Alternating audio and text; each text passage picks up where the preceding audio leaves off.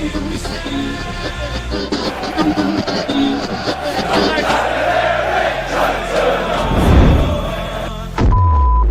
go.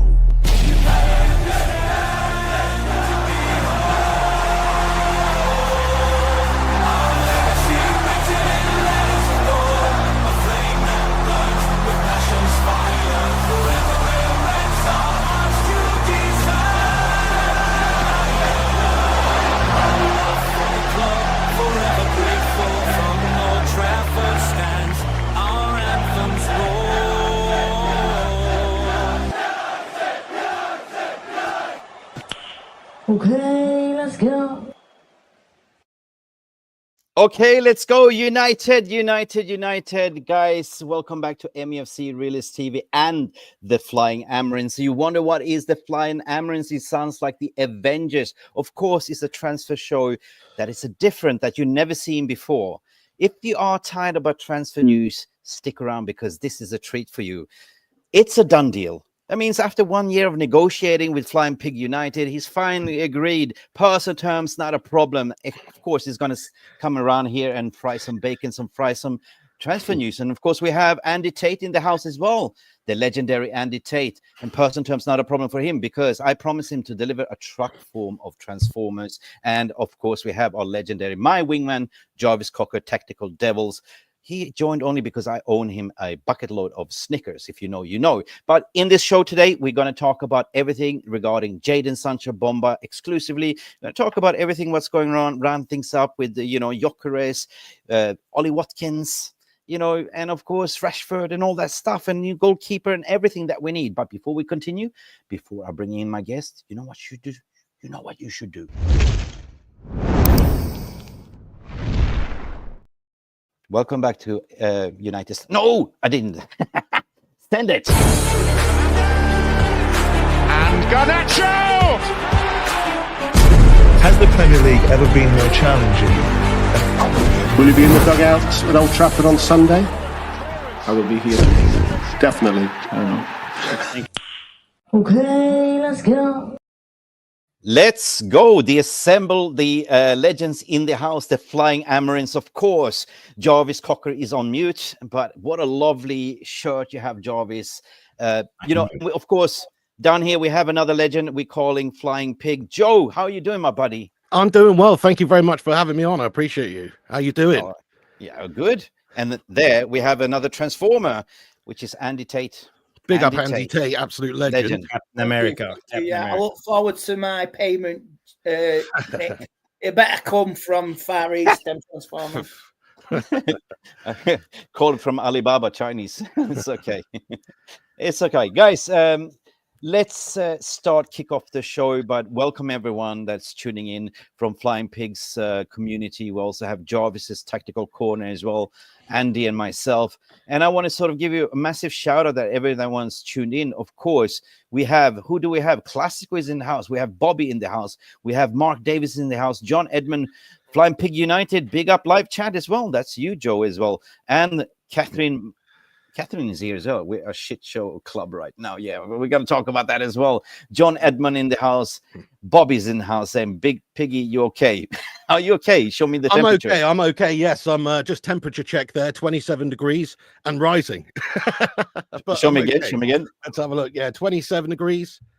At least the humidity's lower today. So. Oh, crikey. Crikey. If you know, you know. If it's like 27 degrees in the UK, it's like 47 degrees. It's like Sahara, right? Bloody hell. Yeah. Well, yeah. It does feel a lot muggier. So if I look like Phil Jones in a Fray Bentos pie factory, it's because it's very hot right now. You know what I mean? It's shocking hot at the moment. I meant Luke Shaw. Phil Jones works, that works. Who sings that song? Like, it's getting hot in here. Take off all your clothes. No, you don't take off your clothes, mate. Huh? I'll keep it on, don't worry. Yeah. We have Tactical Devils. There's Jarvis saying, hey up all, we are co-streaming. Yes, we are co-streaming on Tactical Devils. Big up to the Tactical Devils as well, yeah. Legend. Big up. Yeah, I just wanted to tell my community that we are actually co-streaming because maybe people wondered Mick was opening the show and they're not used to that. But yes, we are in good hands. Mick Ruby will guide us through this hour and a half. I don't know how long we'll stay on, so don't worry. Mick will fix this. And we have a smashing panel tonight. Andy Tate and the Flying Pig himself. Finally, we are doing a stream together. It's been a while. Last time we did a stream together, I cheated on the quiz and won massively. So by the one point that you wouldn't have got if you didn't cheat. It's all right. It's fine. You know. Good evening to you. It was a professional foul. You know, professional foul. Yeah, guys, if you want to super chat, it's not mandatory, but we don't make any money. But at least what you can do is give us as many likes as possible, right? If you want to become a member, it's cheap as chips. You know what? If not, let's kick on the show, guys. Brian Mbeumo, what are you thinking? What's going on? Is it going to be a done deal today, tomorrow, next year? I believe it when I see it, mate. It's all paper talk. Everything in the last few weeks has just been stretched out, recycled media with any transfer, what it does. And it's just boring. I switch off. And I tend to believe that you get the clips and you get the news for when it eventually happens, and you see him signing with the shirt, or you get a confirmation from somebody like yourselves, and you know it's done, it's agreed. Or Fabrizio says it as well. So any of the other channels. So I tend to switch off, but it's all. What was it? It's a storm in a teacup. It's just it's silent season. It's quiet. People need to keep engaged with the fan base, and most people are still on the summer holidays. Yeah, it's been. I mean, if you look at the last month, it was a little bit of a constipation, but we are starting to see some ball movements now. At the moment, you know, let it loose. Joe, what do you reckon? I mean, I kind of tend to agree. You know, it's hard to believe it until the players are actually there, stood by the manager, you know, holding the shirt. But I have to believe that Mbeumo's in the process of getting done, you know, and before hopefully the 7th of July would be nice. But nothing would surprise me with this club. It seems Brentford are holding out for big money, closer to 70 million. I don't actually think we should pay that. I think if they're asking for that much, we should look at other options. You know, get somebody else in there maybe. But ultimately, it's a lot of money. But if they can reach an agreement, I don't see why it can't be done the next few days. I mean, they're not that far apart, are they? We had 62.5 combined total rejected last. They're apparently wanting 70. So it sounds like it's not that far away from getting done. Yeah. But in a report saying there's a third bid going on, but it's not really a third bid, Jarvis. It's pretty much restructuring what it is.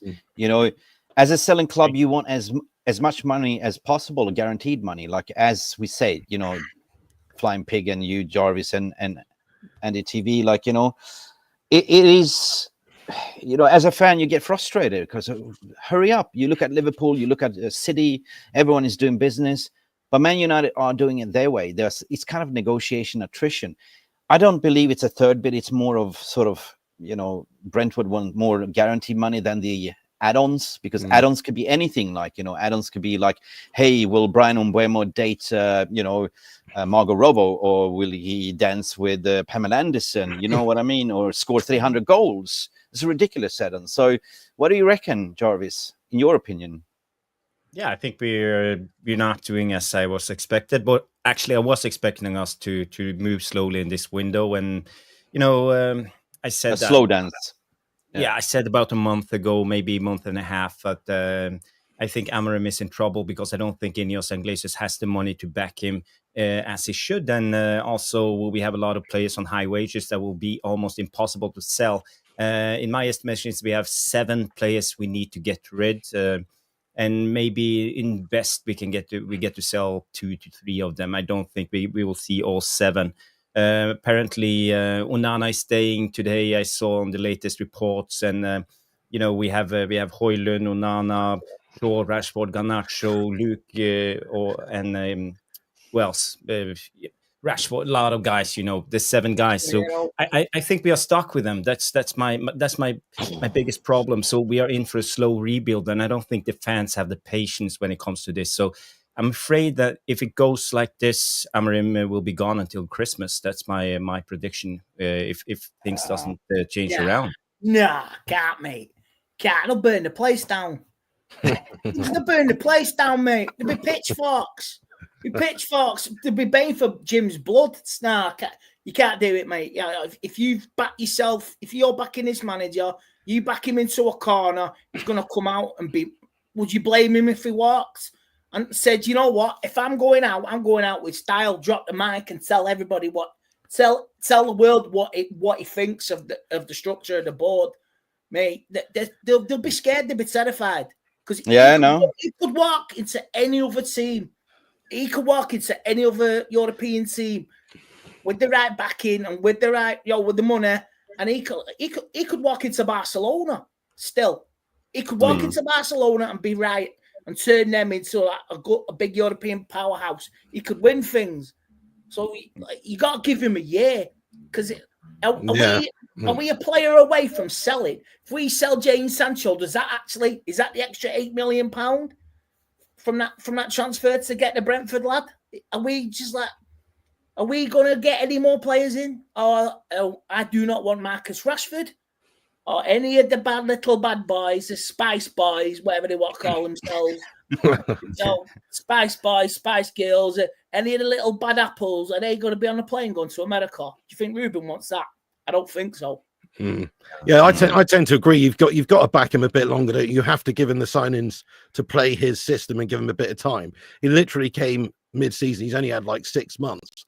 It's not really fair, even if he had a bit of a poor start to the start of the season. You've got to judge him really much later on in the season. But again, it is a results industry. If he is like 17th by Christmas, then maybe he could get sacked. But as long as he's not too far down there, and we're looking a bit better, then I can see him getting, at least the season. But one thing's for sure, he can't do it, or he can't be expected to improve the position and the performance too much if they don't back him and give him the signings. They have to give him the Mbuemo deal and just get him in and get that negotiations done. They also have to get him a striker and, in my opinion, a goalkeeper, because Onana's, Lurpak hands, you know what I mean? So he'll drop you. Yeah. You wait, man. If he starts the season after 10 games, if we're on 6-7 points and he's cost us, oh man, there'll be murder, absolute murder. Oh yeah. I mean, whose fault would it be if we don't get a goalkeeper to replace him, though, right? So if the money is available from player sales, then the manager's got to want a new goalkeeper, in my opinion. But if the money's not there, obviously, there's not much you can do. Like Jarvis said, there's 6-7 players that we should be selling, but probably only 2 or 3 of them are actually saleable because of the crazy wages they're on and their egos and all the rest of it. So, yeah, Amorim does need big help. He never wanted to come mid-season. We need to give him, a good chance, but they need to get the players in before the 19th, that game against Leeds, so they can actually have a bit of a pre-season together, Yeah, no, logically speaking, if you just, I know there's a lot of angry fans and a lot of, especially what happened on the back end of the last season, it was the poorest season we ever had for a long time, in my memory, though. But, you can't judge him until he got everything that he wants. And the one to blame is the board upstairs, right? He's coming back from his holidays, apparently. He's coming into training, and it's like, what have you guys done? You haven't sold anyone, right? So as a chef, you need to have the right ingredients to cook. You know what I mean? I feel like he's one of us as well, like some, sorry to interrupt, but I feel like he's like more so a realist than, MUFC realist, shout out, but he's more so a realist than some managers we've had before, people like Ten Hag, who sort of just paint, they just paint over the results of the bad performances. Ruben Amorim comes out and says, this is the worst United side there ever has been and stuff like that. He's very, very frank and honest. And I like that. And for that, you deserve a bit of time. That was a valid point, because I remember Ten Hag his reign. I think he was only honest twice. Only after he said, after we got beat by Crystal Palace 4-0, this team will not win the league next season. Wow. I could have told you that at the start of the season before, lad. Yeah. So yeah, it's very rare for the Manchester United fans to be brutally honest. Now this is where I don't want him to start taking the defensive, putting up blockers, like this. We like Ten Hag to take that mentality, what Ten Hag and previous managers. I don't want to see that with Ruben Amorim next season. No, I don't. I mean, even Ollie, bless him, Ollie. I love Ollie, and Ollie I thought did well, and in hindsight, he did very well. But even he was very much, rose tinted glasses after games and stuff a lot of the time. So I like that Amorim is, is honest. I think that's a good thing. Definitely we've got somebody. And that's the only thing we've got going for ourselves. We've got an honest manager who will criticise and actually vilify players who think they're self-entitled to everything. Yeah, guys, the part of the show is absolutely looking at this one, which is the Flying Amarins. I made it a little bit different because what's in the mind of Ruben at the moment, right? Coming back from his holiday, who is out? Get out! You can see who's out there, and you can see the goalkeepers. You see Onana there, the flappy, Mr. Flappy Vaseline. You know what I mean? And then everyone we linked to the midfielders and the dream trio in terms of the striker, which is Cunha over the line, potentially Gyökeres. We're going to talk about that one, and Mbeumo. And Mbeumo must be sitting there. What's going on? What's really happening? He said it. Yeah, he only wants to play for Man United. Media's been spinning it. They're saying third bid, sixth bid, whatever they might be. But I think that within 30 years, Mbeumo is still waiting like this. What do you reckon, Joe? Yeah, it looks like Forest manager, doesn't he? Nuno Espirito Santos. Yes. It's the year 2048. Oh god, 2058 by the outlook at that. Yeah, 2058. Yeah. He's getting grey hair waiting. 9 season, Jesus. But it is dragging on a bit though. Yeah. Yeah, I'm not worried about that one. Are you, Jarvis? Nah, well, I will start to get worried in a couple of days because I feel that we are past the 1st of July. We are in the new financial year. I think things needs to start kicking on in the next couple of days. And if we go into preseason without an Mbeumo signing, then I will be really worried. I have to be honest because I don't think we have it under control. We all heard the interview with the Brentford CEO who talked about how things stands at the moment, and I don't know because I think we are haggling over a couple of millions. We set the price on Cunha 62.5. We offer them 60 plus some add-ons. I think they want more. I think they want 62.5. I think they want in the 3 years down payment. But I think we have problems because we don't have the money. So I feel that this deal is hanging in the air until we get the player sold before we can finally if we move one out before. If Sancho goes, that's the difference. Yeah, that money comes in and that makes that bid. So it could be the difference is one player makes a difference. Yeah. I've been reporting that one. I mean, Manchester United in the new PSR financial year don't really need to sell because everything is done by amortization, meaning you're not really paying the actual figure. You know what I mean? Because Cunha can be 10 million in installments that goes on this year's book. Mbeumo can be another 10. Depends on how they structure the deal. And basically, you add on a Gyökeres, potentially 20. What do you have? 40 million. So basically, you can spend 60 before even selling. And it's been reporting we have 120 before sells. So this is the way you can structure the deals. But getting players out of the door is very important, right? Definitely. Because, if you look at the outs, they are like, toxic elements and needs. We're going to talk about, Sancho, the freedom fighter, Rashford.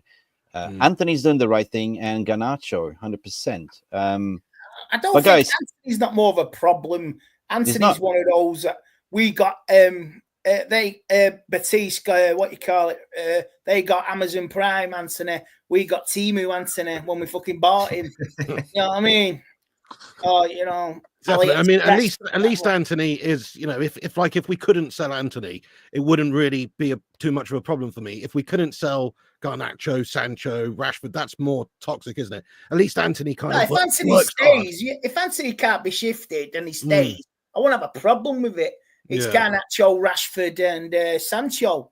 I agree. That's the problem. I mean, I could he'd probably go out on loan. He probably won't play, but I won't be going in on him because there's a player there. Unfortunately, he just can't do it at United. And he doesn't fit Amorim's system, really, does he? He's not a wing back, and he's not a number 10. So, I guess you could use him late on in games if you need to just flood forward, but he's not perfect for that role at all, no.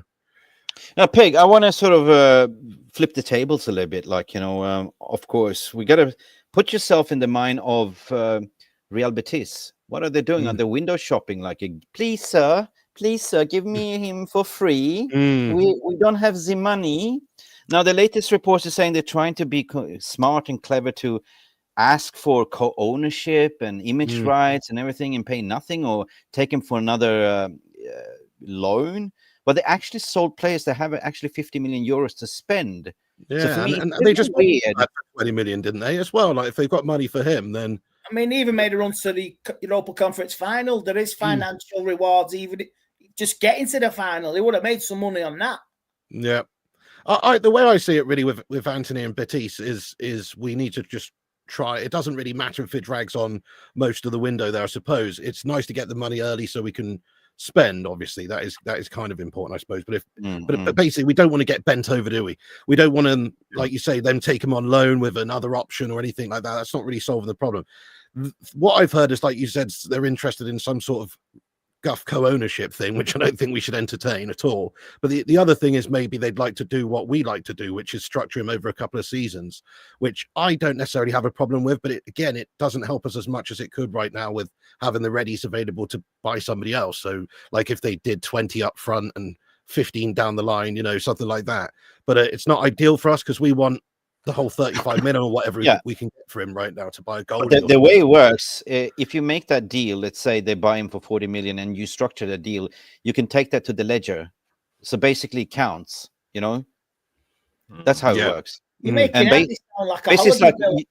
you write me IOU letter, right? And I use this paper and I take it to the accountant and the bank and the PSR and everything, so you can go and spend. Yeah, that's right. Yeah, so I mean, that's it. As long as we've got the deal like actually done, not like we did with Sancho and Chelsea, where they've got a break clause to give him back for a few million, but actually, you know, over a couple of seasons, then I'd be fine with that. At least we know we've got the money coming. We should then be able to spend the money. So I just hope Betis can reach an agreement with United, because they're the only club realistically that's really going to get him, aren't they? I mean, maybe Ten Hag, but I think even Ten Hag realizes his double error signing that guy twice before. I don't think he's going to sign him again. So, Jarvis, what do you reckon? No, what are they thinking? What are they thinking? What are the Spanish Betis thinking? What's going on? If you're the president there negotiating, what are you thinking? Window shoppings, co-ownership. This doesn't make sense. No, it's like me coming to your house and taking your car and say, "Yeah, I want your tires," and you know what I mean? Want to co-own your Tesla? No. They're not getting my Tesla. But I got to say, we read today, there was some report from ABCDE Sevilla. I think that's the local newspaper. That nothing has happened the last 3 weeks when it comes to Antony. And 3 weeks ago, we read about the bid from Real Betis. It was 15 million euros up to 20 million euros with add-ons and a hefty sell-on clause. That's what they are giving us. And you know, that's nothing. But we know Antony is a hard bargain. When he wanted to come from Ajax to Man United, he went on strike. So he always gets his way. This player power when it comes to him, and he's set on Betis. I don't think he's trying dare go on strike at United, man, to get that move. He wouldn't even dare it, because everybody just laugh at him. Well, you know, he's stubborn, he's hard-headed, and when it comes to Antony, I just want to say 20 million with a hefty sell-on clause euros. I think that's an insult. I think he should at least be worth 45, as some of you suggested. So for me, I think we should walk away and look elsewhere. But the problem is, who else is there to sell him? Because I don't think we want him back. The biggest problem is his salary. He's on 200k a week. That's approximately 10.4 million pounds a year. And you know, that's why the price is so low, because Betis can't handle 10.4 million pounds a year for, let's say, 4 more years. That's too much money for a small club like them. They don't even know if they will stay in the Premiership of Spain. You know, they're a little club. So I think they have to be sensible. They made top 6 in Europa League. I mean, that's their aim. Top 8, top 10. Yeah, but it's mostly Isco. It's Isco who's dragging that team over the line. Isco is playing fantastic this season.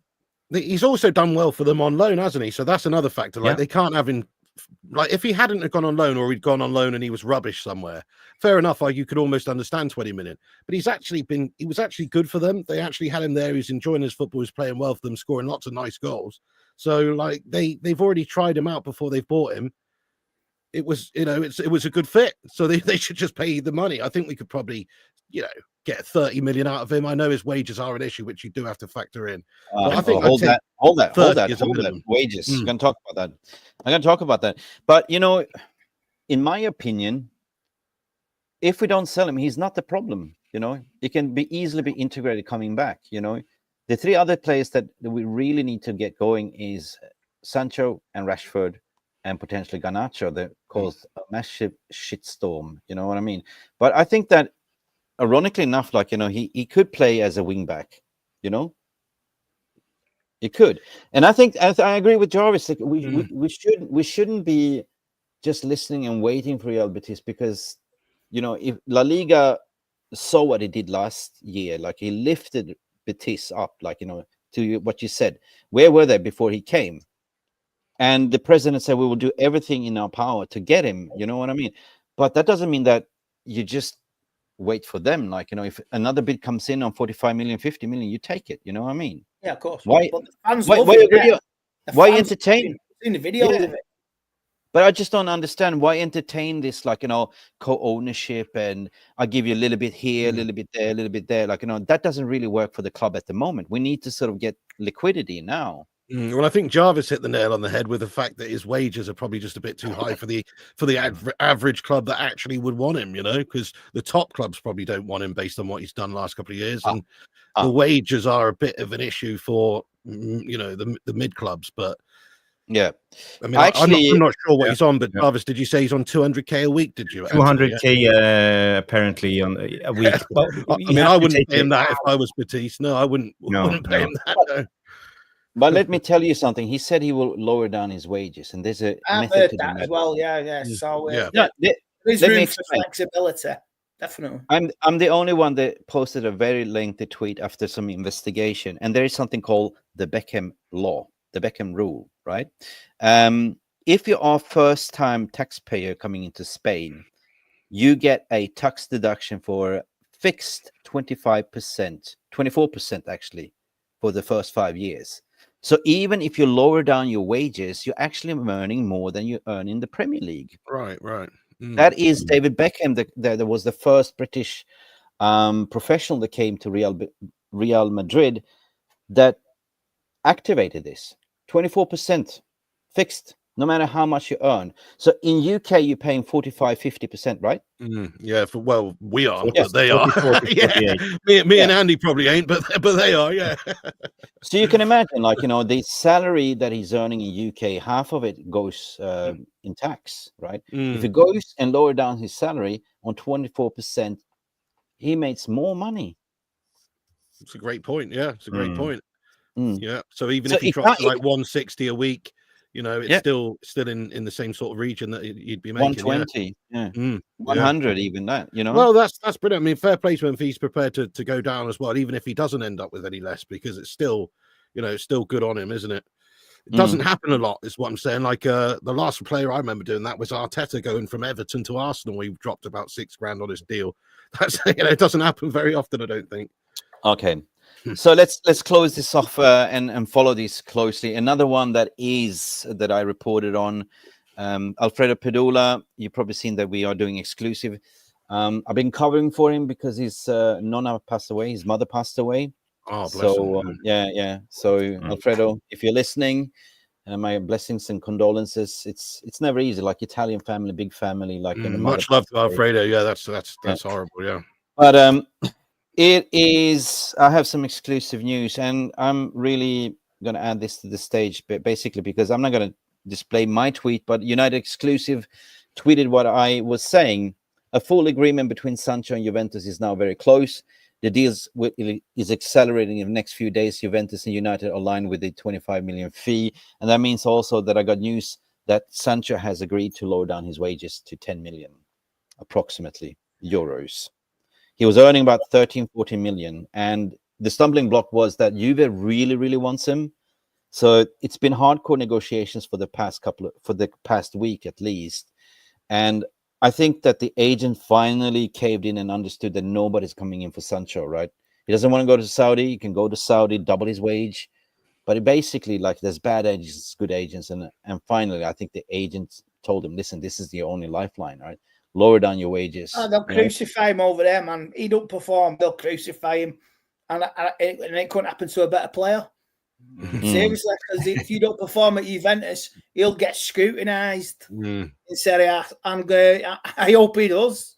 Can't hack it, lad. I really hope he gets crucified.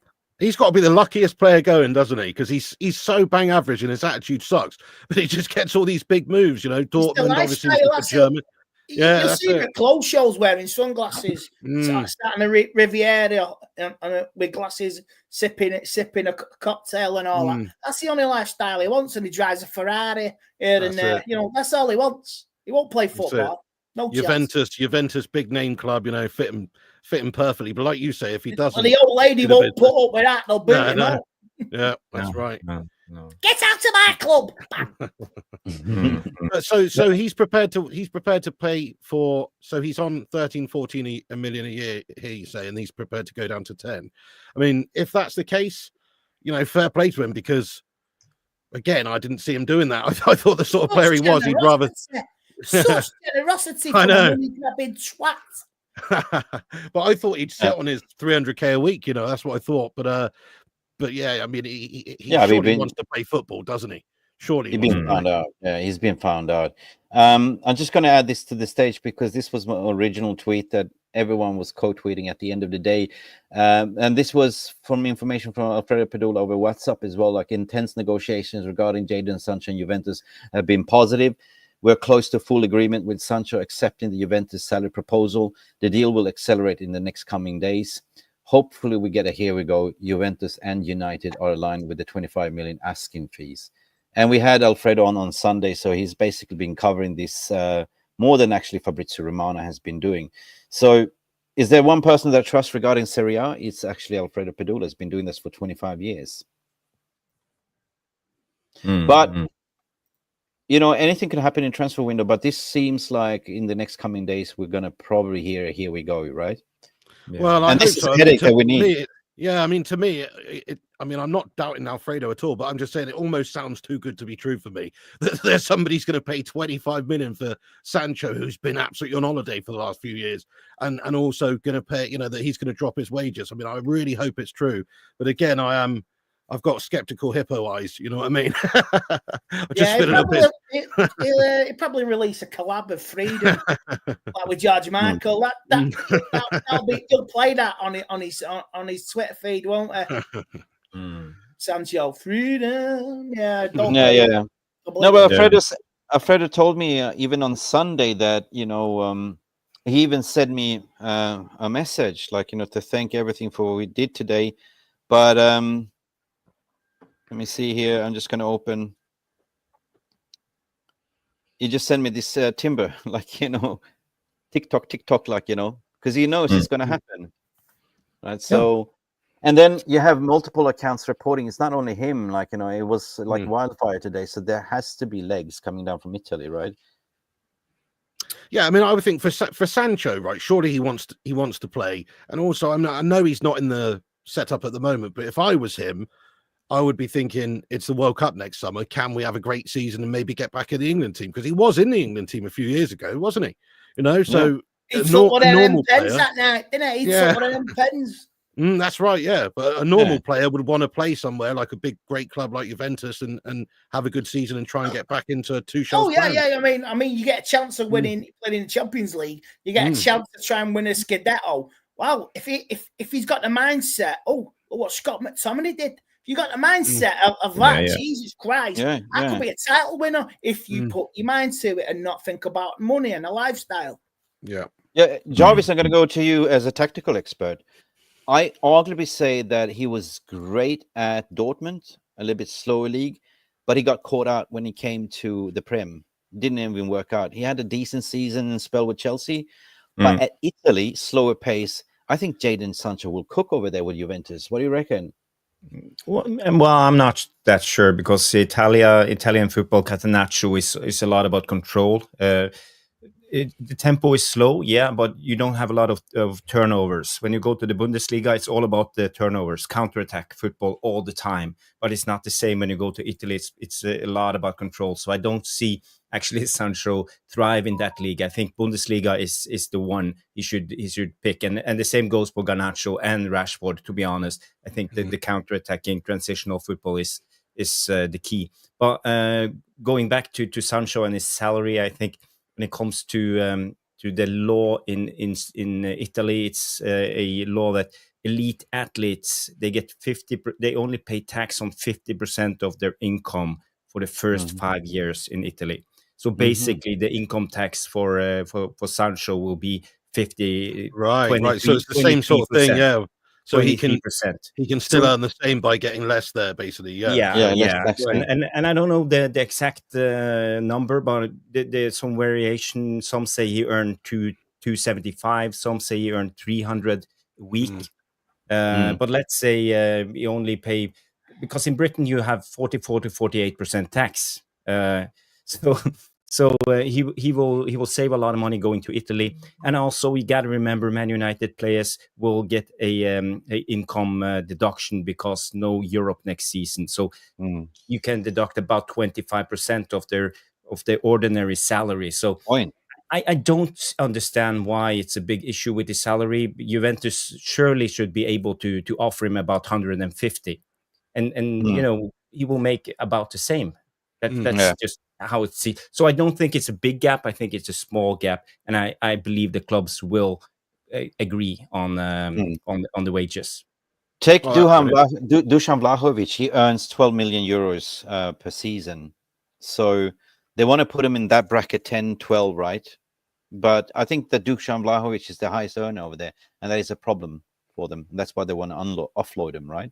I don't want Vlahovic, No, he's not even linked to us. Like, you know, they made a proposal to say we offer you Douglas Luiz and Dusan Vlahovic, and Man United didn't respond because it's not part of the list. Simple as that. You know, we want money up front, 25 million, and you take care of his wages and offload, because that's unlocking the door for other midfield signings and the striker position. Only this signing. And then we're going to move on to Marcus Rashford, guys. What's going on in the Marcus Rashford head and his brother, Dwayne Winard? I mean, obviously, as his brother, as his agent, he has to sort of tell him, Marcus, be a footballer, think straight. Bayern Munich is coming and knocking on the door, and you only want to dance with Barcelona. Well, you know that Barcelona is looking at Nico Williams, which is kind of a little bit stalling at the moment. But our fear for United's sake is that Barcelona are opportunities. They know the situation. At the end of the window, they're probably going to come to United and say, okay, we take him, but it's a loan with an option to buy him, right?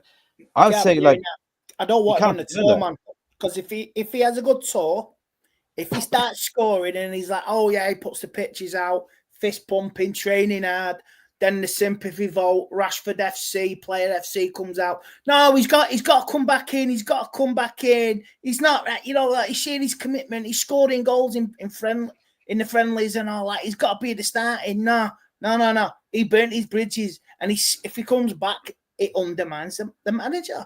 If he comes back into that team, it undermines the manager. And because if you remember last season, Sancho played in the pre-season under Ten Hag. Just he played in a few games. He played in Scotland against Rangers at Edinburgh, just to put him in the shop window. He had to back down on. So we have to play him. So I don't want United and any of us to do this to undermine Ruben Amorim. It could happen. Yeah. You know it can. Yeah.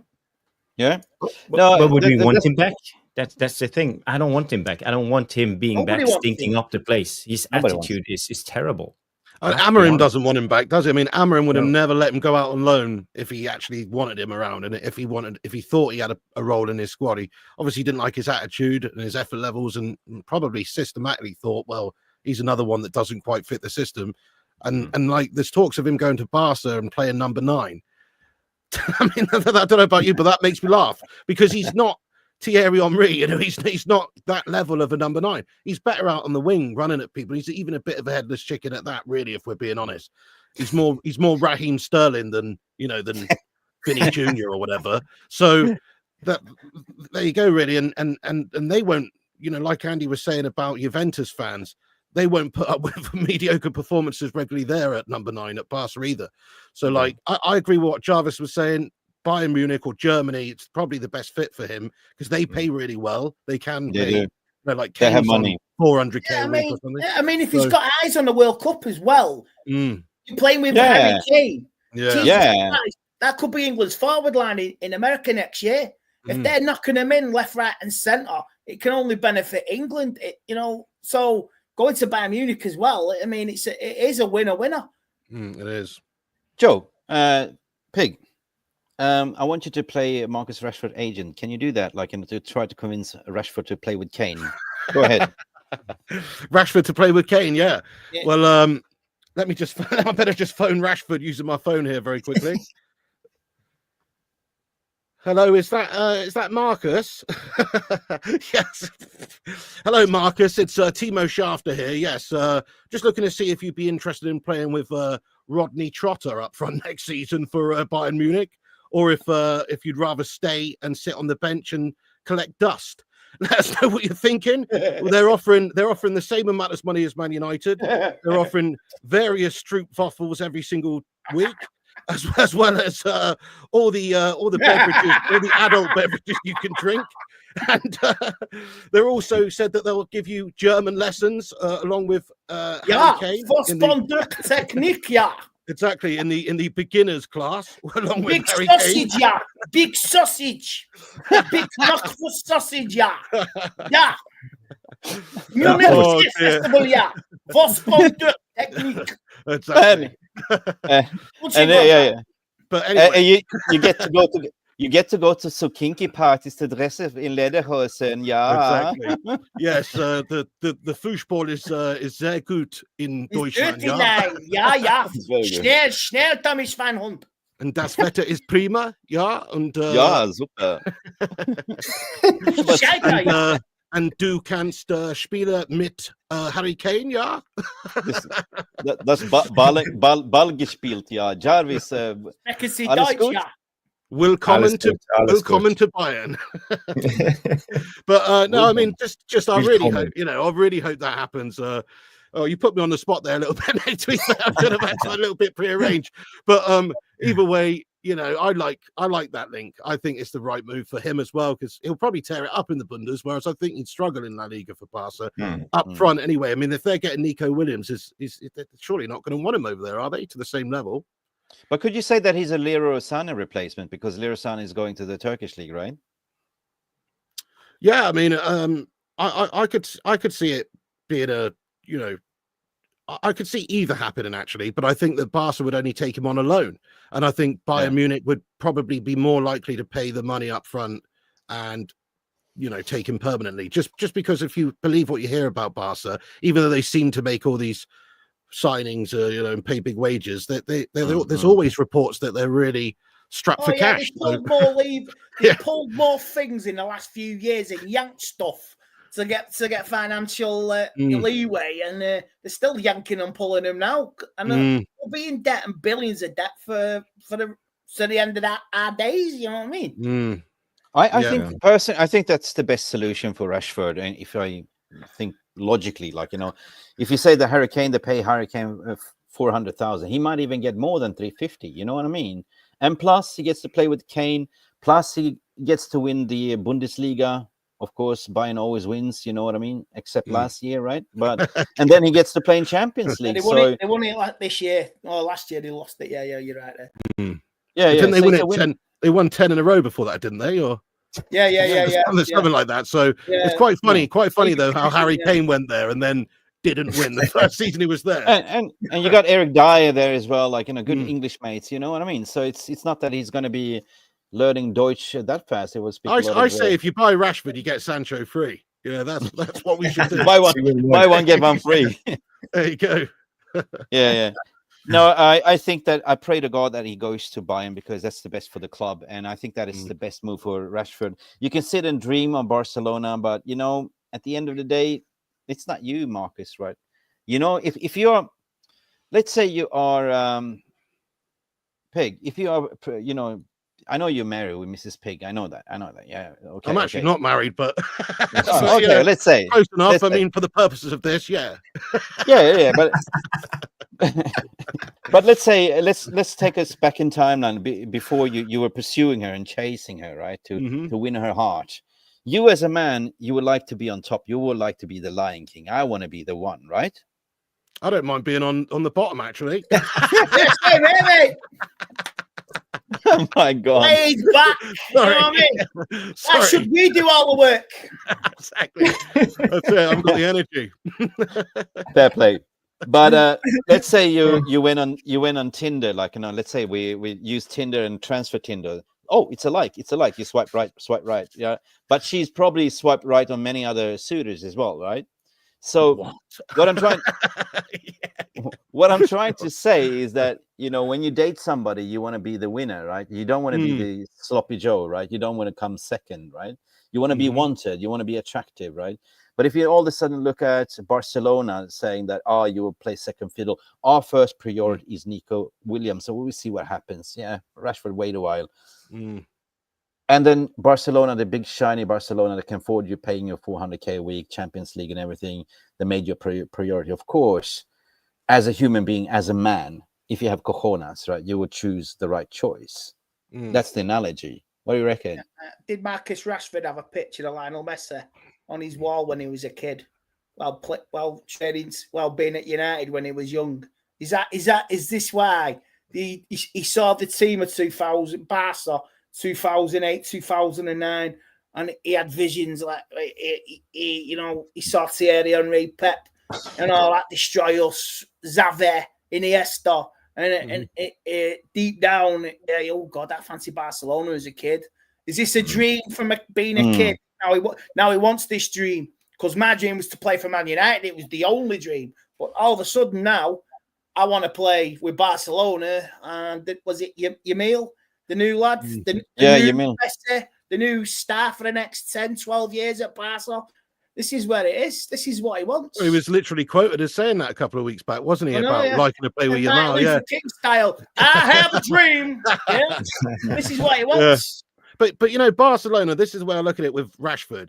I don't see him. I know he went to Villa on loan, right? That was just because they were trying to push him out the door. They couldn't get anything done. But even if Villa could afford him, I don't really see him being the sort of player that wants to play for a team like Villa, even though they're better than us right now as a team, right? No. He wants to play for a Barcelona. He wants to play for a big brand. For the brand, yeah, because he's a big brand and he wants to maintain that big brand. And that's the sort of mentality I think he has. Same with like Sancho and probably Garnacho too. I can't imagine Garnacho going to play for Leverkusen with Ten Hag, even though it might be a good move for him. But I can imagine him going to play for Napoli or Juventus or one of those bigger brands. Yeah, for all of them, innit? For all of them, they want to get in their respective squads and countries. Look, guys, I'm going to start a poll because I want to get you guys involved as well. Like, thank you for smashing the likes. We are 46 likes. Disgrace. Smash the likes, guys. Hit likes from people. Jesus. Jarvis, you can take over while I create a poll because I want to create a poll. Like, where do you guys? I just want to put the finger on the pulse, like a heartometer. Where do you think Rashford will end up going? So I'm going to start the poll. Jarvis, you can continue talking. Yeah, okay. Let me talk. There was some news today about Onana. I don't know, guys, if you saw, but also at the same time, Ten Hag is releasing Matej Kovar, the guy who played for us earlier, and he's 25 years of age. He's done well for Bayer Leverkusen, being the second goalkeeper, but he played a lot of games. Would he be a possibility to take back just as a second goalkeeper right now? Why not? Yeah. Why not? As a second keeper, yeah. Well, not as a first. He's 6'3", 6'4", so he has a massive range as a goalkeeper. Now he's got a little bit more of experience, so it's worth a punt in my mind. Maybe check him out in if you could check him out in pre-season or something like that. See if he's got a bit about him. Was it him who played a couple for us last pre-season? Was it? Mm-hmm. Was Yeah, it him? yeah. Yeah, he did. Yeah. I remember in pre-season when he was. Yeah, he did well actually, didn't he? For a couple of games, I seem to remember. But I don't know. I like the idea of just if we're going to get a goalkeeper, let's go get someone with big experience who's like probably more than likely to go in and just slot in and do all right. Like an Edwin van der Sar type signing when we signed him, rather than a De Gea signing when we signed him. Not that De Gea didn't turn out to be amazing. It's just, he was a young, basically 19-year-old or whatever when we signed him, and he wasn't physically there, and took him a bit of time to adapt to the Premier League and the first team football and all of that. Whereas Edwin, playing in Italy and in the Premier League for Fulham, his age, he's got that experience, he's got that proven sort of, that performance level.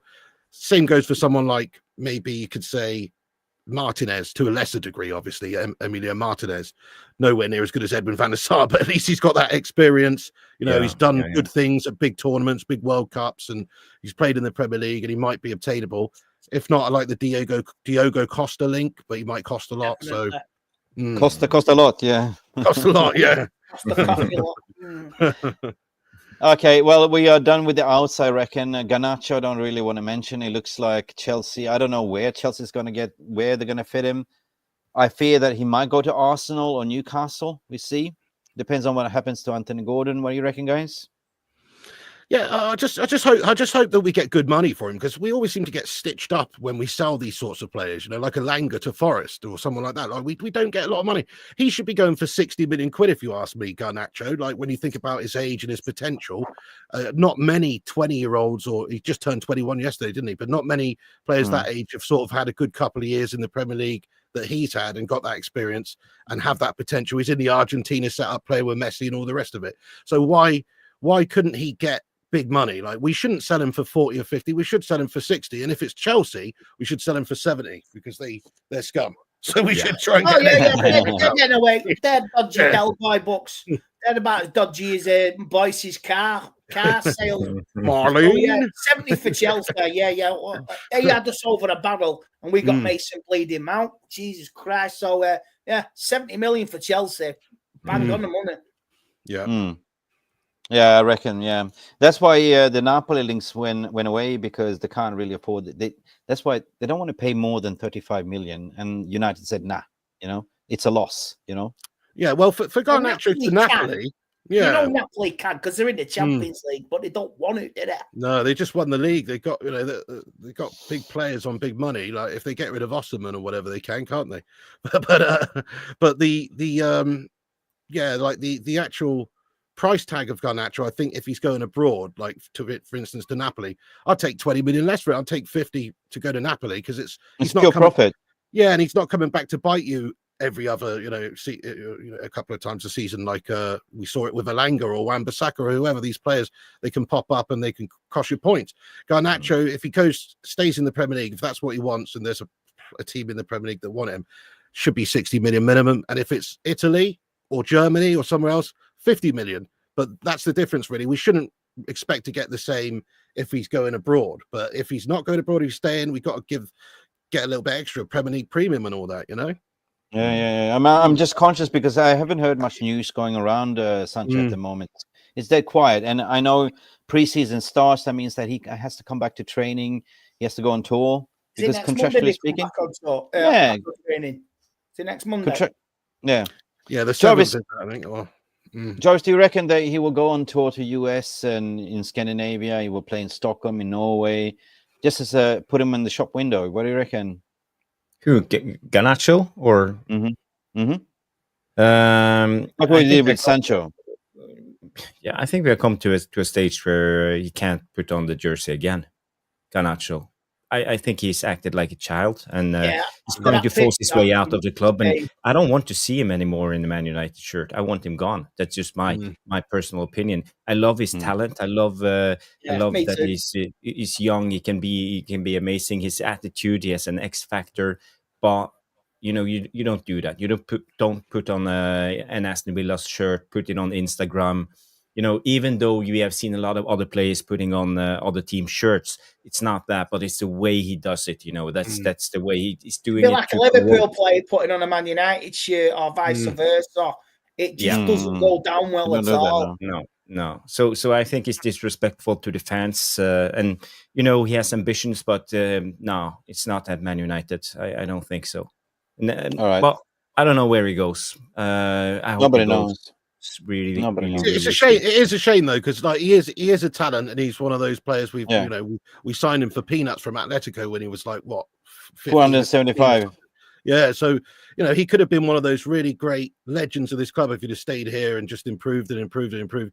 Mentality's not quite there, is it? He's chucking his toys out the pram after the Europa League final and moaning about not getting selected, not thinking about what's the team, putting himself first. And then what he did with that Aston Villa shirt, that's it. He's dead to me now. After that, he's dead to me, mate. That's it. He's got to go. So just chip him off wherever you can. Okay, listen, I'm conscious about time as well. So at the end of the day, Sancho, it is a blessing in disguise if he goes. Rashford, that is the two major players that I need to go. I don't think that's Garnacho is that big of a issue. It's just a fresh issue, right? So I couldn't envision him going on a preseason tour. I can envision that they're trying to sort of put him in the shop window like we did with Sancho like last year, just to get more interest. At the end of the day, we will see, guys. Do you really want to board that plane? Then 24 hours later, he's back on a plane traveling back to England. I hope we don't take them. I hope we don't take them. Garnacho will want that either. I think he will want this sorted and pretty and quick as well. Yeah, I mean, that's true. for all parties, get it sorted, get it done. No backlash, because Sancho and Rashford too. Yeah, like those guys. Yeah. It's better if they don't go on tour and like they can be in Europe. If a German team or an Italian team wants them, they could just zip over. Like you say, they don't want to be on tour in America or wherever, So no, I believe that Sancho will be hero of the weekend here now, because Man United don't want him back. That's the last thing they want to do. They want to rush this over, right? The pressure is on, the pressure cooker. And that whole 50% wages thing that Jarvis was talking about, that really does add a nice bit of spice and like solidity to that deal as well. Because if they can pay him a lot less than we do, yet he still earns the same, then it's a no-brainer for him, isn't it? Really, yeah. But even when I spoke about the Beckham law as well, even if Rashford lowered down his wages, he's going to earn more. You know what I mean? Yeah. And accept 200k a week and earn more. With 24% tax. Anyway, guys, I do want to move on with the show as well. So we see this flying Amorim chart. We are down to the goalkeepers, and the one that we crossed, we spoke about him, the flapper, the wing, so wings with no wingspan, Andrew Onana. Okay. Even if we get him on loans, because guys, I want to talk about something serious. Like, clubs are not blind. They saw what he did last season. Who on earth will buy him? He's got the worst record. Even Southampton's goalkeeper, they got relegated, had better stats than Onana last season. Did you know really? that? God, no, I didn't know that. What in terms of like unforced errors? Is it Ramsdale, wasn't it? Yeah. Wow.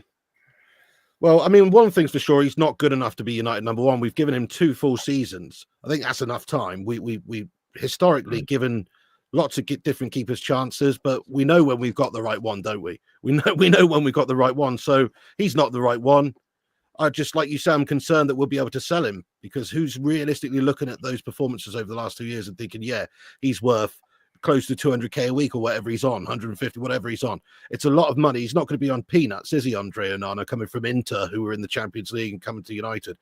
The only club that I think maybe would have an interest, though they've obviously changed managers, would actually be Inter, because they signed Jan Sommer on the cheap to replace him. He's done really well, but he's like 37 or something, isn't he? Jan Sommer. So he's not going to be around forever.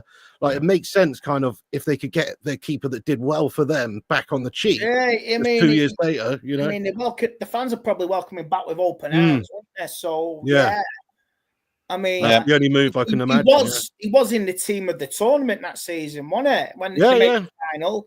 And he was, we were all looking and thought, blooming hell, he has that. City won the treble, and we were like, we've got a decent keeper here, but we were all fooled. I mean, with his first game, I think it was a friendly.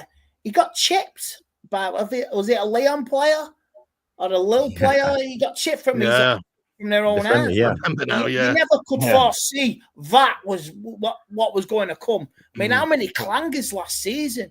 He cost us a maximum well, 12 points at least. I mean, Yeah. that would have Or even the Europa League final as well. But we wouldn't have finished 15th. I totally Even agree. the Europa League, even the Europa League final, we all saw it. Like, God, oh no, He can't get down fast enough.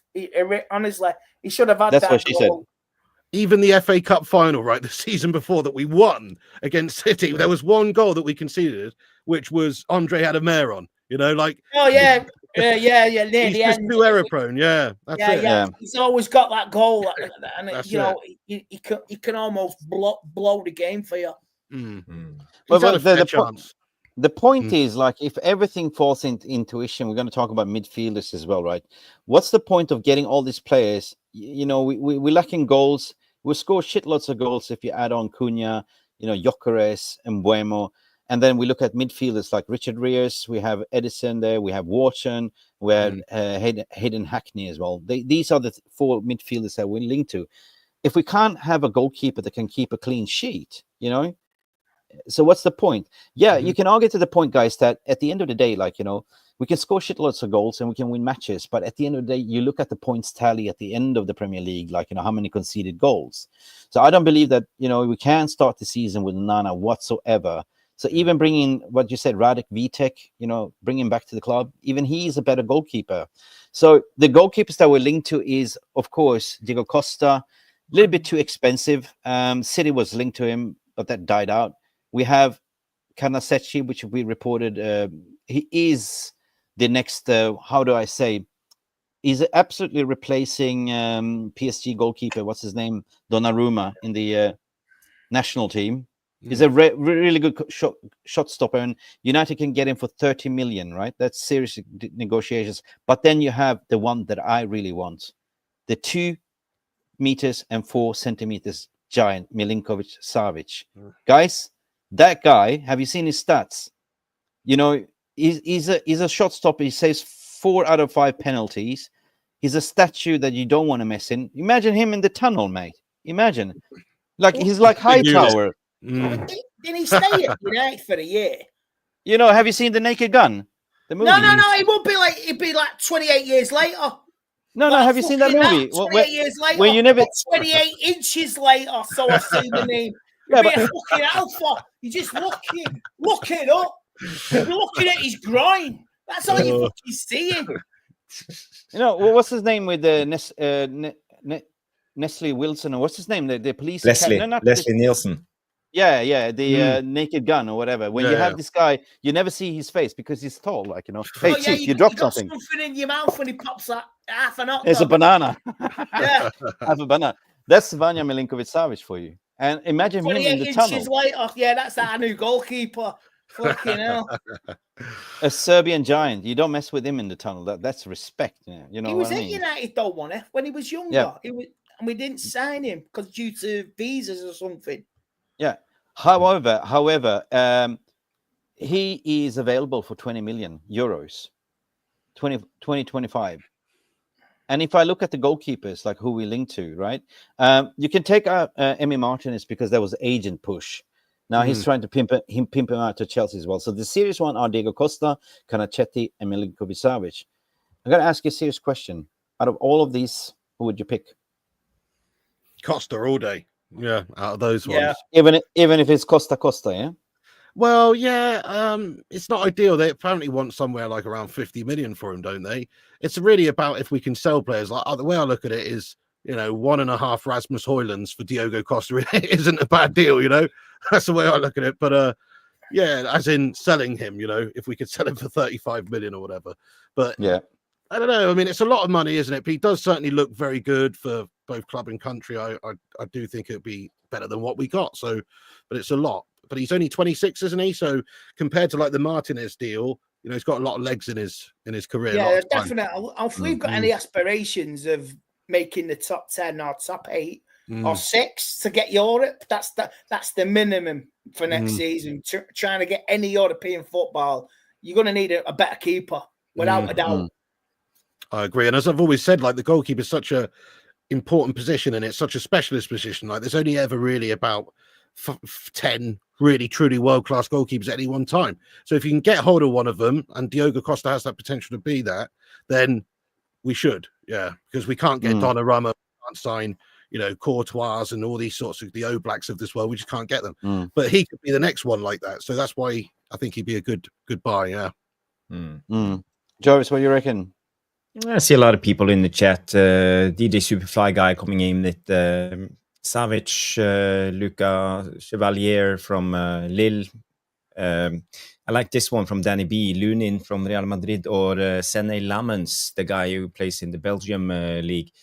I really rate that guy, Sene Lammens. He's a hell of a shot stopper, and he can claim crosses. He's good with his feet. But out of these, the guys you put up, Mick, I think it's Carnesecchi for me. I think Atalanta goalkeeper, he looks really good, like a shot stopper. And I think you need a presence. At the moment, we need the best shot stopper as possible, because we will concede a lot of shots. We know next season we have to play Bruno in the pivot. It doesn't look like we are signing a solid DM. So Bruno, Casemiro, I'm not sure if they can do it. So we need a solid goalkeeper, in my opinion. Yeah, I just ended the poll regarding the Rashford and started a new poll. But the results of the old poll, where do you think Rashford will end up going? And you fans have voted Bayern Munich on 68%, actually. So that's you've spoken. But I started a new poll in terms of what we're discussing now. What keeper would you like to replace Onana? We have 4 options: Costa, Carnesecchi, Milonkovic Savic, and the real Onana. Bring me the real Onana, because I think we recruited his twin brother. De Gea. That's who I'd have back in a heartbeat, to be honest.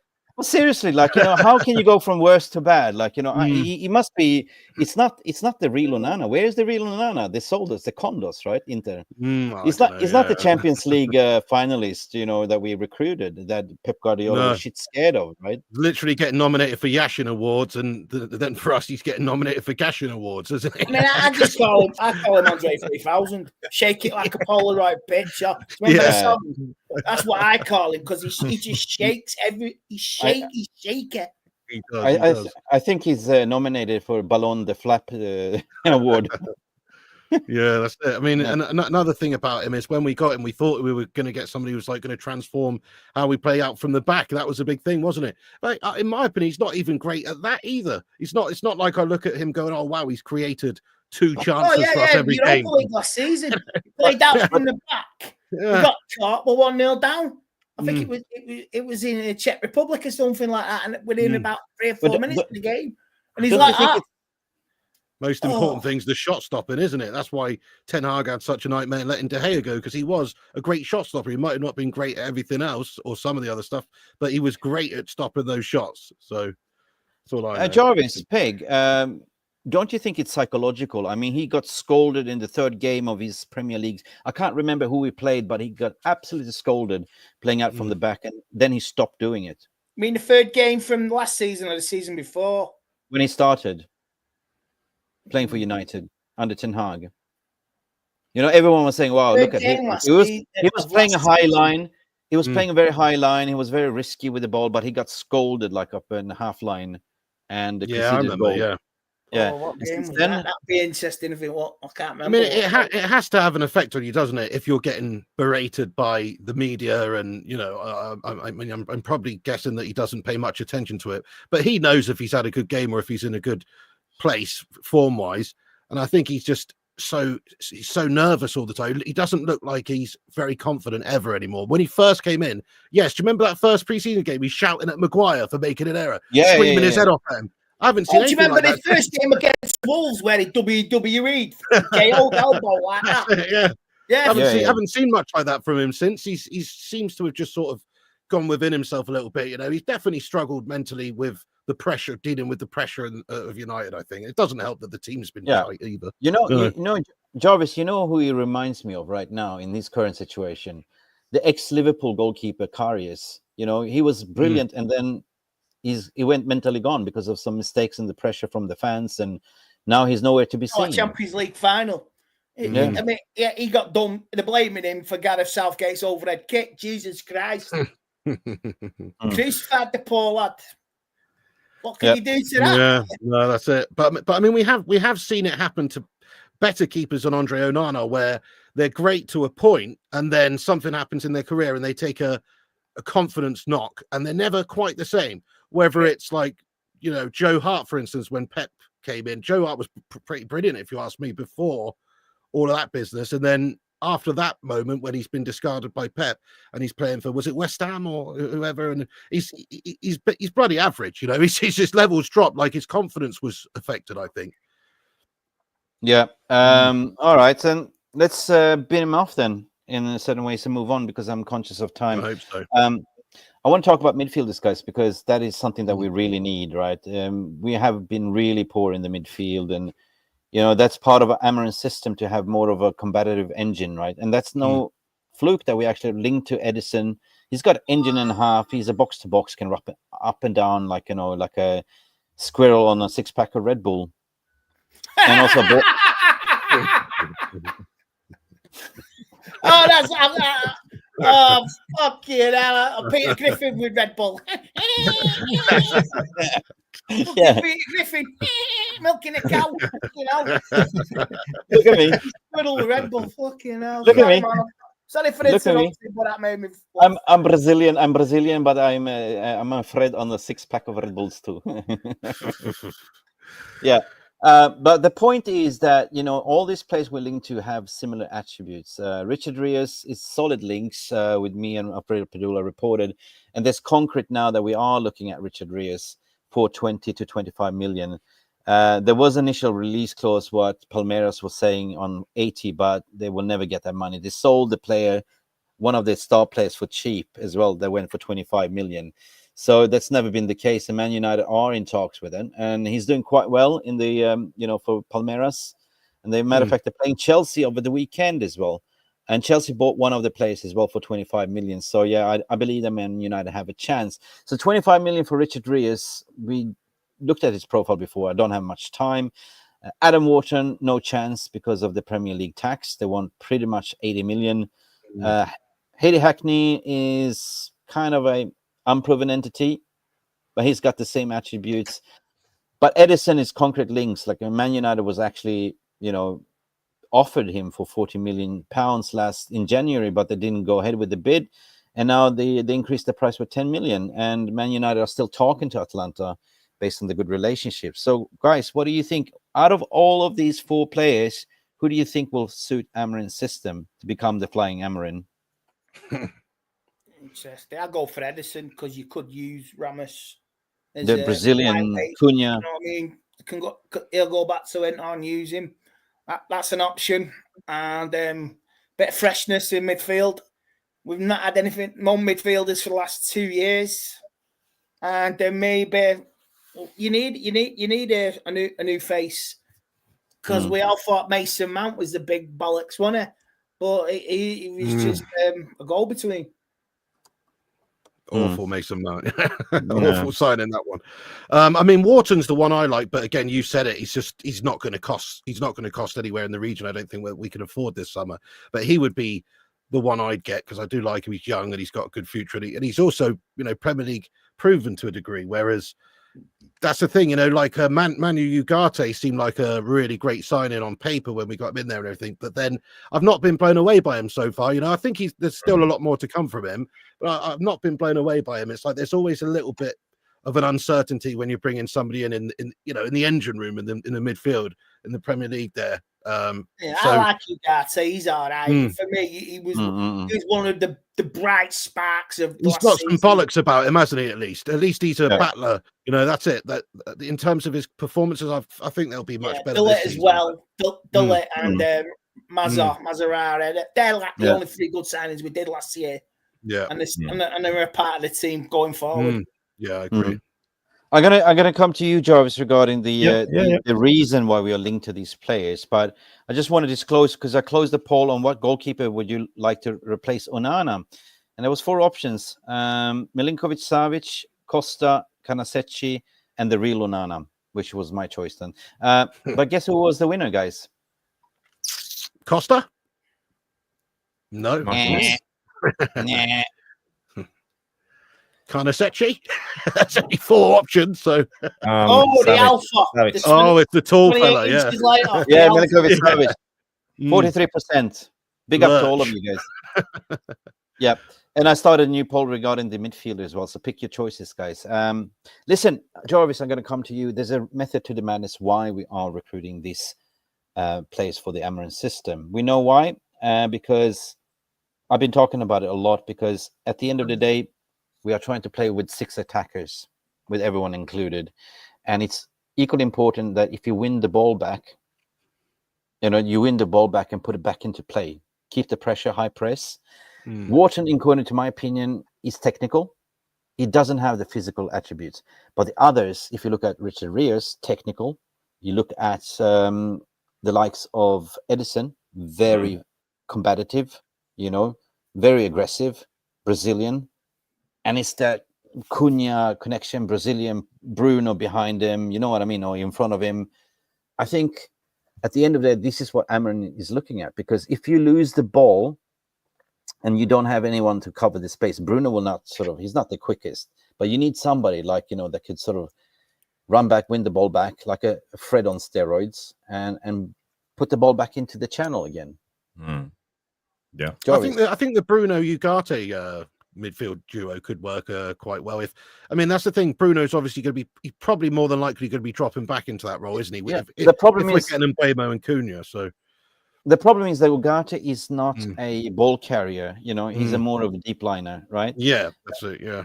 But if you look at Ederson, he can carry the ball. He can go forward as well.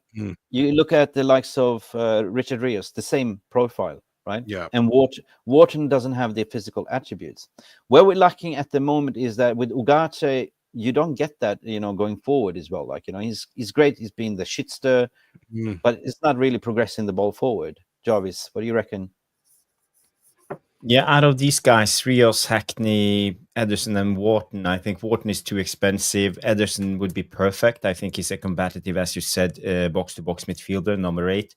Rios and Hackney, I don't know enough about them to say if they will fit into the system, but how I perceive them is they're more like a ball-playing midfielders, want to be involved.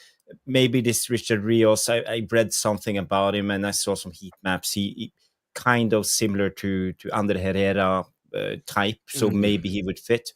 But in my opinion, I think the problem started when we re-signed Bruno in a way this a month ago, because now we are forced to play Bruno in the pivot for the rest of the season, and playing Bruno in the number 8. We need a solid number 6, and Casemiro don't have legs. Ugarte he's not good enough on the ball. His medium to long range passing isn't good enough, so he will be a hindrance for us playing out from the back. So what we need is actually a single pivot. Big single pivot midfielder. I like the link with Paulinho or Ndidi. Someone of them could come and do a role.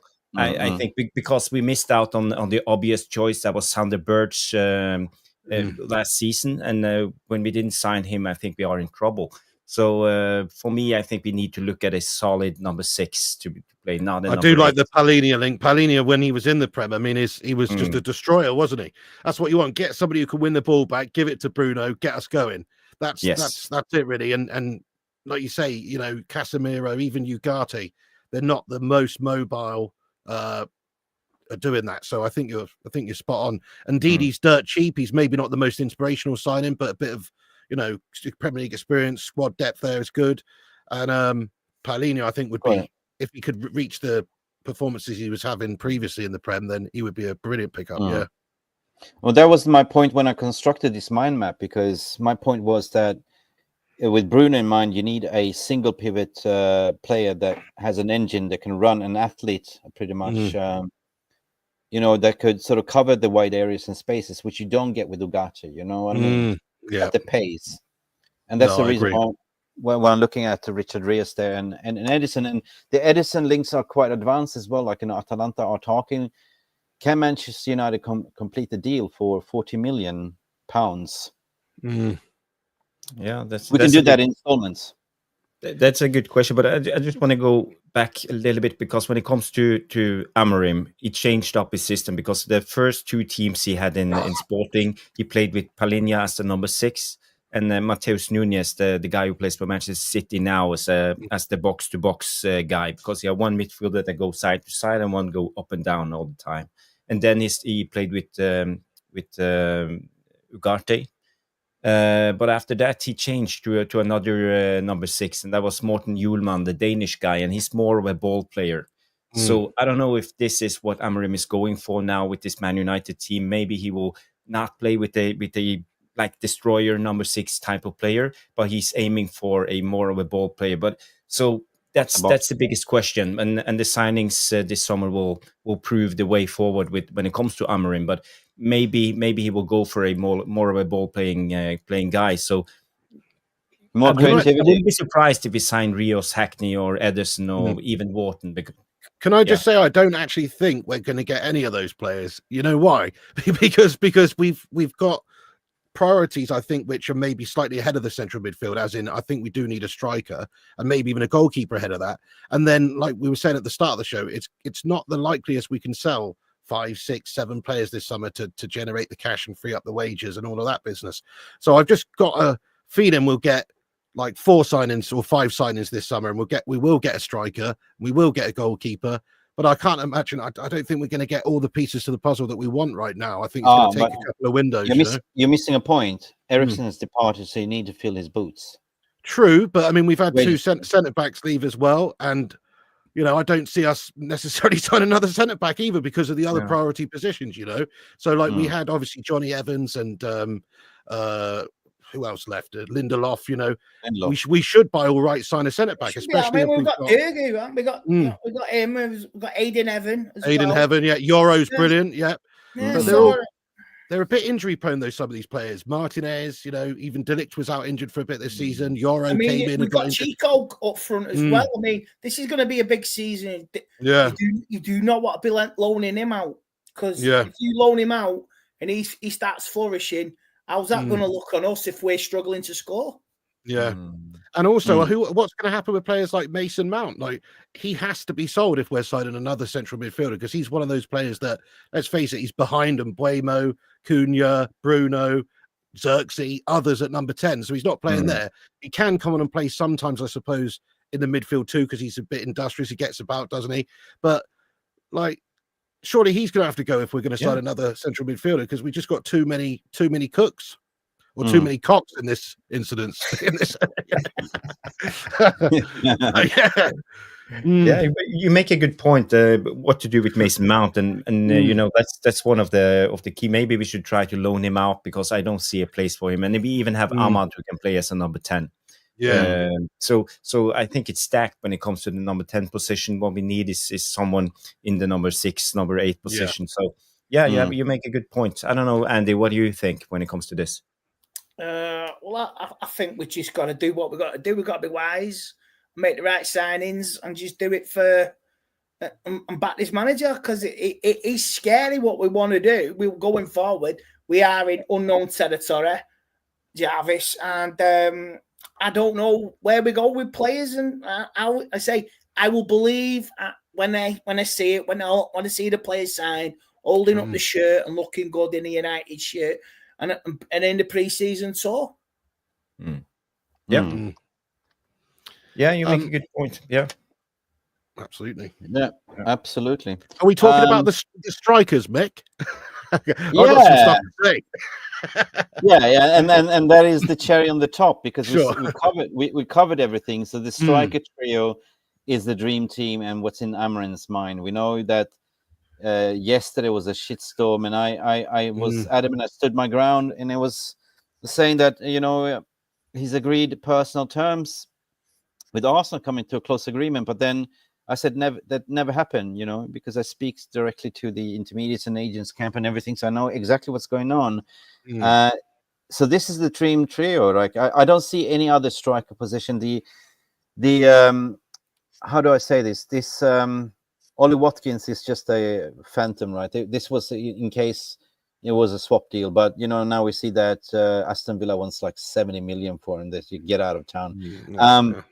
It all depends on what happens with Højlund, if he goes to Inter Milan or not. If Højlund goes to Inter Milan, then you will get Ole Watkins in for a secondary striker. But I think that Ruben Amorim is quite set on. It's always been the case that Victor Gyökeres there, right? Is this a phantom? This is a phantom thing with Ollie Watkins, isn't it? Yeah, it's like a smoke screen. Drop an hand grenade there, and everyone's looking at it, but you're still focused on your main target. The thing is that Arsenal is now advancing very fast with Benjamin Sesko. That's been one of the Arsenal targets for over a year. Benjamin Sesko already agreed personal terms in January. But what happened after January to now is that they got a new sporting director called Andrea Berta. And the way Andrea Berta operates is very sly. You know, Ben Jacobs kind of said that, like, you know, it's like you going to a party, you wear 3 different suits and you don't know which suit you're going to put on, right? In front of you see Margot Robbie, you see Pamela Anderson, and you see Julia Roberts, like, and you don't know which one you're going to dance with, right? Or hopping in bed with. You're a bit old now, mate. You need some modern ones. I'm just giving you an example. You know what I mean? But that's it. That's him applying pressure for RB Leipzig to lower down the price. And it's been widely reported that they're willing to pay 70 million euro for Benjamin Sesko. It's a prime target. So they currently they are down at 65 million. They are advancing. Personal terms seems to be 150, 125k. And it's a cheaper deal for Arsenal to do. It doesn't really make sense. Why would you go for a Gyökers when it doesn't really fit Arteta? Arteta doesn't like to play with striker. He's allergic to striker. It's like he used to have an ex-girlfriend, an ex-wife that cheated on him with a striker. You know what I mean? He was a midfielder. Yeah? And Arsenal, and a question is, like, in Man United fans, since when did Arsenal ever beat United in a transfer window? Like, you know, come on, Arsenal will always be the bride and Manchester United, bridesmaid, and United will be the groom. Analogically speaking. So another thing is that the president, Verandas, he's trying to be a prat. He expected a bidding war. He never got a bidding war. Everyone was pulling out. There was a release clause set with Hugo Viana and the Victor Gyökeres and his agents to say that as of 3 days ago, which is active now, the release clause is 60 million plus 10 add-ons, and it's written down in paper. And plus what? You know, you can be as cocky as hell as a president, but the agent and the illegal representative inserted a 10% penalty clause. If any bid comes in for over 60 million, they have to pay the agents 10%, which is roughly about 6.5 million. So who's laughing now? You know what I mean?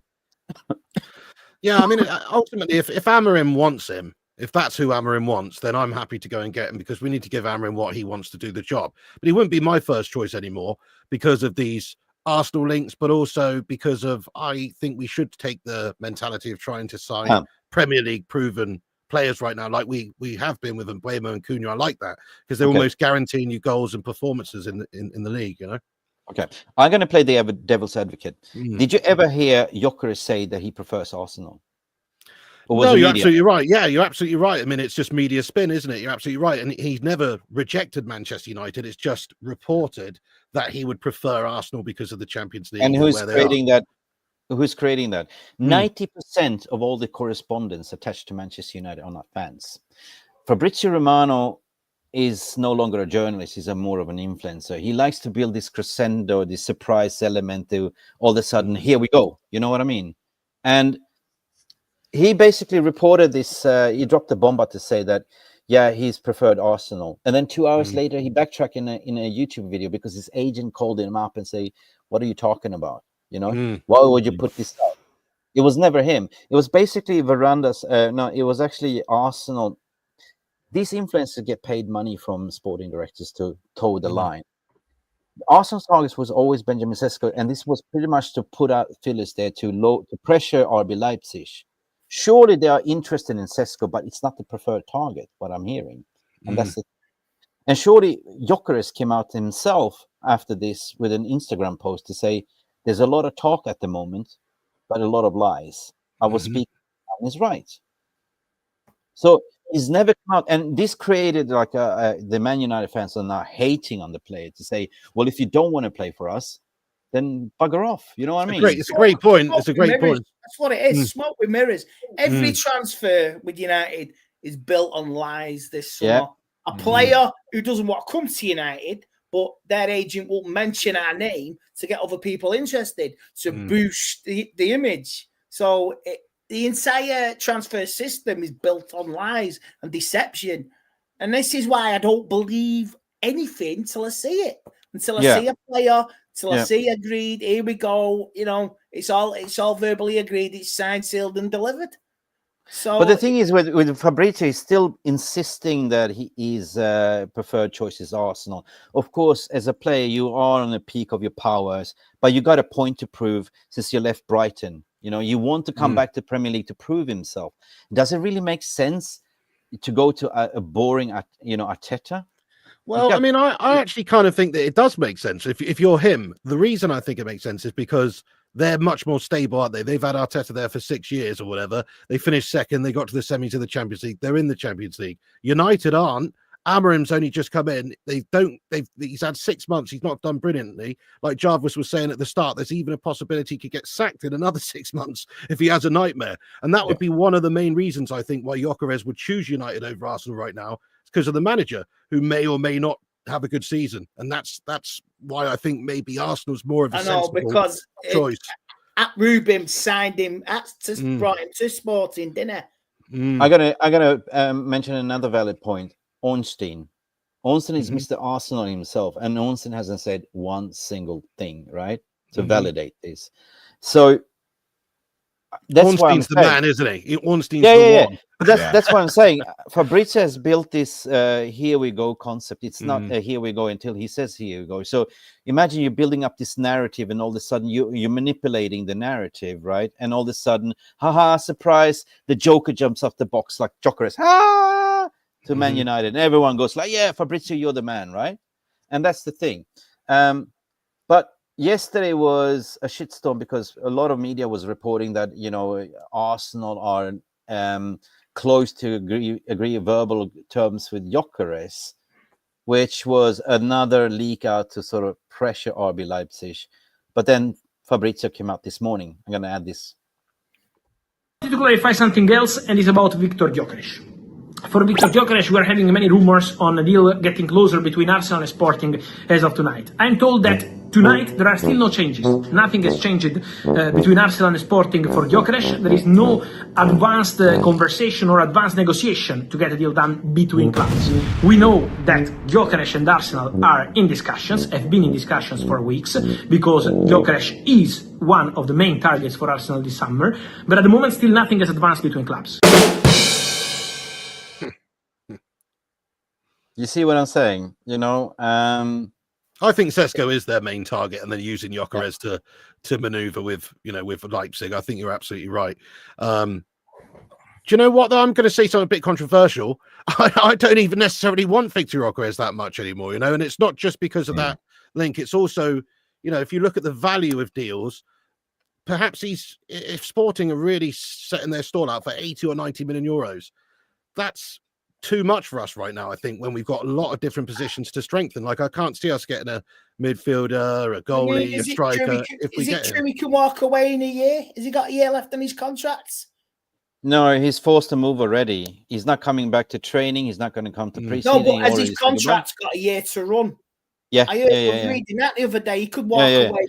But here's the thing. I'm speaking to a lot of credible Arsenal reporters as well. Like, I'm keeping tabs on what they're saying. And believe it or not, Andrea Berta thinks he's got power, but it's underestimating how much Arteta has the power in choosing the players over the years. His major influence. And I'm saying that Sesko is a club signing, is an Arteta signing. This is what Arteta wants. But what basically Andrea Berta is doing is adding another egg in the basket. That's what he's trying to do, right? That's what he's trying to do. Surely, what I'm saying, it doesn't really make sense. He wants to reunite with Amorim. Sure, he said, I will come to play with you without Champions League football. And Fabrizio Romano said it himself as well. I said it myself as well. He said he was 99% sure that Gyökeres would pick United if we were in Champions League. And that's the thing. So it doesn't really make sense. Why would you not go back to work with your maker? United has presented the vision to say, listen, Gyökeres, you will be the main man. Arsenal, what are they? The bridesmaid? United. look at the brand. Okay, we might finish 15th, but with you, with Cunha, with Umbuemo, this is how we're going to recruit. We're going to be back in Champions League next year. Would you be interested? Oh, yeah, sure. Or would you go to be a bridesmaid? Yeah, I mean, do you want to be part of the team that gets United back into Europe, back into challenging, and be the head guy at United? I mean, the reason why we're getting these, like you say, everyone's moaning Newcastle. Why does the Brentford lad want to come here? It's about image as well, because if they want to come, I'm the guy who helped Man United back into Champions League and Europe next season. That is a golden carrot you can dangle in front. It is. Yeah. It's like they've got potential, these players, to be like the next, Steve Bruce and Roy Keane and Schmeichel and Cantona and all those guys who cemented United back to the top. Can I just say one thing as well about the striker position? So I don't even want Gyökeres necessarily. I don't even really want Ollie Watkins that much, although I do like him and like he's a hard worker and he's presser and he's consistent. Yeah. But I think the one is Visser, because Visser over at Brentford, he's got that connection with Umbuemo, who we're supposedly signing. He scored 19 goals in the league just gone. He's got a year left on his contract. I think they might have an option for an extra year, but he's only got 1 year left on his contract. So he's 28. I think you could probably have him for 40 odd million. Whereas all these other strikers we're talking about, they're a lot of money. So I like that you could get him and maybe get a goalie as well. Losing everything. I don't think Brentford want to be in a relegation battle next season. No, I think they are though, aren't they? Without, because Thomas Frank is the big loss for them. They've got a manager in yet. A manager in. Yeah, what's his name? I'm not impressed. Not impressed. What's his face again? I don't know, man. If you're the Brentford fan, if you're selling all the stars, I'd be very concerned for the season. But it is like a transitional period, isn't it? Where potentially with the manager leaving, you could see a few players go. So I'm just thinking if the player wanted to push a move, like if United came knocking, it's too hard to turn down, isn't it? Going from Brentford to United for a lot more money. So he might be able to push a move if we had that interest, which at the moment it doesn't seem we do. But we had the money. We had the money as well. I just want to sort of bring to the poll attention. We have a tie between Wharton and Ederson. We need a few more votes because they're on tie, 37% each. Can you guys quickly turn around? And I'm going to sort of spin to the next story. Because I was on Asian tour, and I met with a lot of backroom staff, senior officials as well, and I asked a few questions. And clearly, United this season have planned ahead. Clearly, Ineos, they know they're in the mud. Finishing 15 was an embarrassment. So basically, all the cost cutting and saying no to Ederson in January was all to invest for Ruben Amorim this summer. But they do have a plan, right? Of course, they want to get a striker. They know the situation of Gyökeres, and Gyökeres, they're not panicking because that's what I've been told is that they could wait till the end of this month, beginning of June, as long as he's in for Arsenal, because it's a plug and play, right? He knows the system already. He knows what Amorim wants. All he has to do is sort of integrate and understand the culture, the teammates, the runs, and all that stuff. So I'm not worried about them. They are chilled about that. At the same time, I'm going to put this to the stage peeps as well. I'm just going to read this out for you. And this is what I've been told. If the contingency plan at Manchester United, if United fail to land the top striker target, the club have scouted well for versatile options. Cunha and Umbuemo can operate as both as number 9. It's crucial for Manchester United that we're already stuck with number 10 roles. Wilcox and Vivell currently working overtime to secure the number 9 and Amorim before the transfer window shuts. So they've been promising a striker, but the plan B is we don't get a striker. Umbuemo or Cunha can fill the role as a number 9. I want your thoughts and feelings, guys. What do you think? We're back to square pegs and round holes again. Exactly. I think we need that. You've got to deliver. And if you're then opening up the case, blowing off the dust and fucking operating plan fucking D like that, you know what I mean? Plan D, blow the book of the dust. This is our contingency plan. It is very dangerous to do. It's dangerous. Centre forward, basically. It looks bad on the manager, innit? Like we can't get you A, B, or C, but here is Yeah, but blinding. maybe you play Umbueno as number 9 and still play Adam Diallo as a number 10.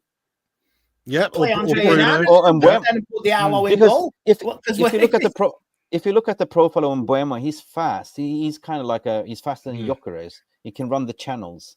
He's lethal in front of the goal. So it makes sense if we don't land a striker that Mbeumo can play the number 9. Jarvis, what do you think? You've been studying his heat map. When it comes to the strikers, I just want to go a little bit back. When it comes to Gyökeres, I think Amorim is not in a rush when it comes to Gyökeres. If he has a gentleman's agreement that he will join, Gyökeres can join in last week before the season starts. Exactly. He knows the system. He knows everything Exactly. Amorim wants to do and what's expected of him. So as long as he can keep himself self-match fit, I think it wouldn't be a problem that he's coming in late. But when it comes to playing Mbeumo and Cunha as the number 9, I don't like it. I don't like it. I think it's a half-ass solution, and I think we are going back to the square pegs and round holes again. And we've been doing this for so many years at Man United. We need proper specialists, and what Amorim needs in this system is specialist players. We talk about the 4-2-3-1, and we have set up a team with that for counter-attacking football through the years. But Amorim, he needs wide centre-backs that's ball players, playmakers. He needs wing-backs that specialist player can run up and down all the time. He needs number 10 that can operate in the half spaces. He needs a number 9 who can operate alone, pin down to 2 or 3 centre-backs and run the channels all the time. So this is what Amorim needs. So why can't we just give him what he needs? Because it's about supporting the manager, backing the manager. If not, I think Amorim will be gone, as I started with for 1 hour, 40 minutes ago, because this board needs to understand they brought in a manager with a completely different style. And if they don't back him with the right players, he can't do it. That's the bottom line. He can't do it. And I just want to say, when it comes to this Amorim getting sacked, I don't want Amorim sacked. I want to support the manager. I want him to stay for 5 more years. I don't have problems with that. I believe in longevity, but it's also about being realistic. You can't. He's not a magician. When it comes to tactics, it counts for maybe 5%, up to 10% maybe of the games. It's down to the players, and if you don't have the right material or players, it's impossible for him to do the job. And another thing is we will get where we know what we're doing after 10 games this season. Yeah, but Andy, my point is also, we saw this season, he's young, he's inexperienced. He tried his best, but he couldn't turn around a losing streak. And if you don't have the experience, you don't know what triggers to push, how to set up the team, what to do when you struggle, you can't change it around. A lot of good managers are good in this. Tony Pulis and Big Sam Allardyce, they can come in and save a relegation team, but Amorim couldn't do that. So if he starts the season badly, let's say we have 5 losses, 2 draws, and 3 wins out of the first 10 games, we sit 17th. How can Amorim turn it around? I don't think he has the right tools. Yeah, so he needs a good start, doesn't he? And he needs the tools. Yeah, he needs a good start. He needs to be backed, because if they don't back him, would you blame him if he goes, what? No. You've not backed me. I'm just going to walk. I mean, All right. if he's going to go, I would see him. He'll walk, because he did offer. Was it January this year? He offered to go, didn't he? I've heard the rumor after the Brighton game in January. He's like, I'm not good enough. If he walks, I don't blame him. I blame the club, and it'll be an absolute embarrassment, and it'll be an absolute shit show and meltdown if he walks. Ineos. You've got to back him. Will be absolutely panicking. They don't deliver. They will be panicking. They backed Eric Ten Hag, didn't they, to the hilt? Foolishly. They need to back this guy. I mean, let's face it, Ten Hag, they gave him all the money in the world and all the time, and he hung himself with the longest rope ever. Whereas, with this guy, they haven't really done anything yet. And it's not even, I actually don't think it's Amorim's fault at all that he came in and struggled. They knew what they were getting with him. He was going to change the team. He was going to change the formation. He was going to change the style. He wasn't going to play 2 or 3 different systems depending on the game. He was going to get them through the fire. He was going to change them this season so that next season they could be better. So I think that's, what he's done. But like Jarvis was saying, he needs a specialist. The one for Amorim to make a statement is Gyökeres, to be fair, because that's who he had. Yeah.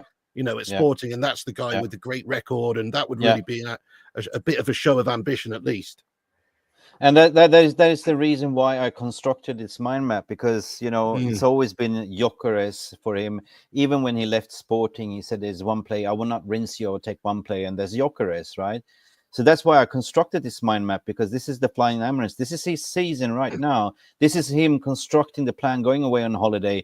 He assessed the whole team and said, I can't work with these shitsters. I need my players. And Gyökeres is part of that one. So at the end of the day, guys, I want to do something quickly before we round up the poll. This is the Q&A section, guys. If you want to, Jarvis, you know how it works with the questions and answers. So why don't you go ahead and tell them how it works? Yeah, you guys, you know how the Q&A session works. Just start with the letter Q and get your questions in, and we'll try to answer as best as possible. So start firing your questions. Yep. And before you do that, and guys, just one friendly reminder.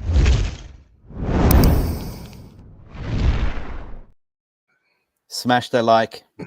Piggy, smash the like. What do we say if you don't smash the like? It.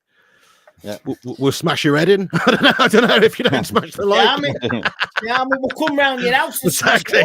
We'll come round and smash you in if you don't like the video, guys. Unfortunately, I've got to go in about 2 minutes, but so stay. We're going to round it up. Okay, we're going to round it up. Before we go, the cherry on the top. Do we dare to believe this one? Yes, if Arsenal don't go for him. Yes, and obviously I think Mbeumo is going to get done. Gyökeres is the one I think that Amorim would want, because like you say, he's worked with him previously, and like Jarvis was saying, he knows the system, and it's exactly the same sort of system we're going to try to implement this season at United. So it makes a lot of sense for everyone, I think. And if Arsenal don't come and knock in, well, he's not going to stay at Sporting, is he? Because that relationship has been soured there with him and the club. If they don't accept a reasonable offer for him, then what are they going to have? A one-away player on their hands who doesn't want to play and doesn't want to be there? I think if he doesn't go to Arsenal, he's coming to United. I honestly do.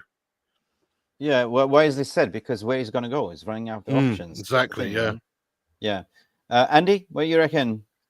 I think we'll get 2 of the 3. I don't think we'll get Gyökeres.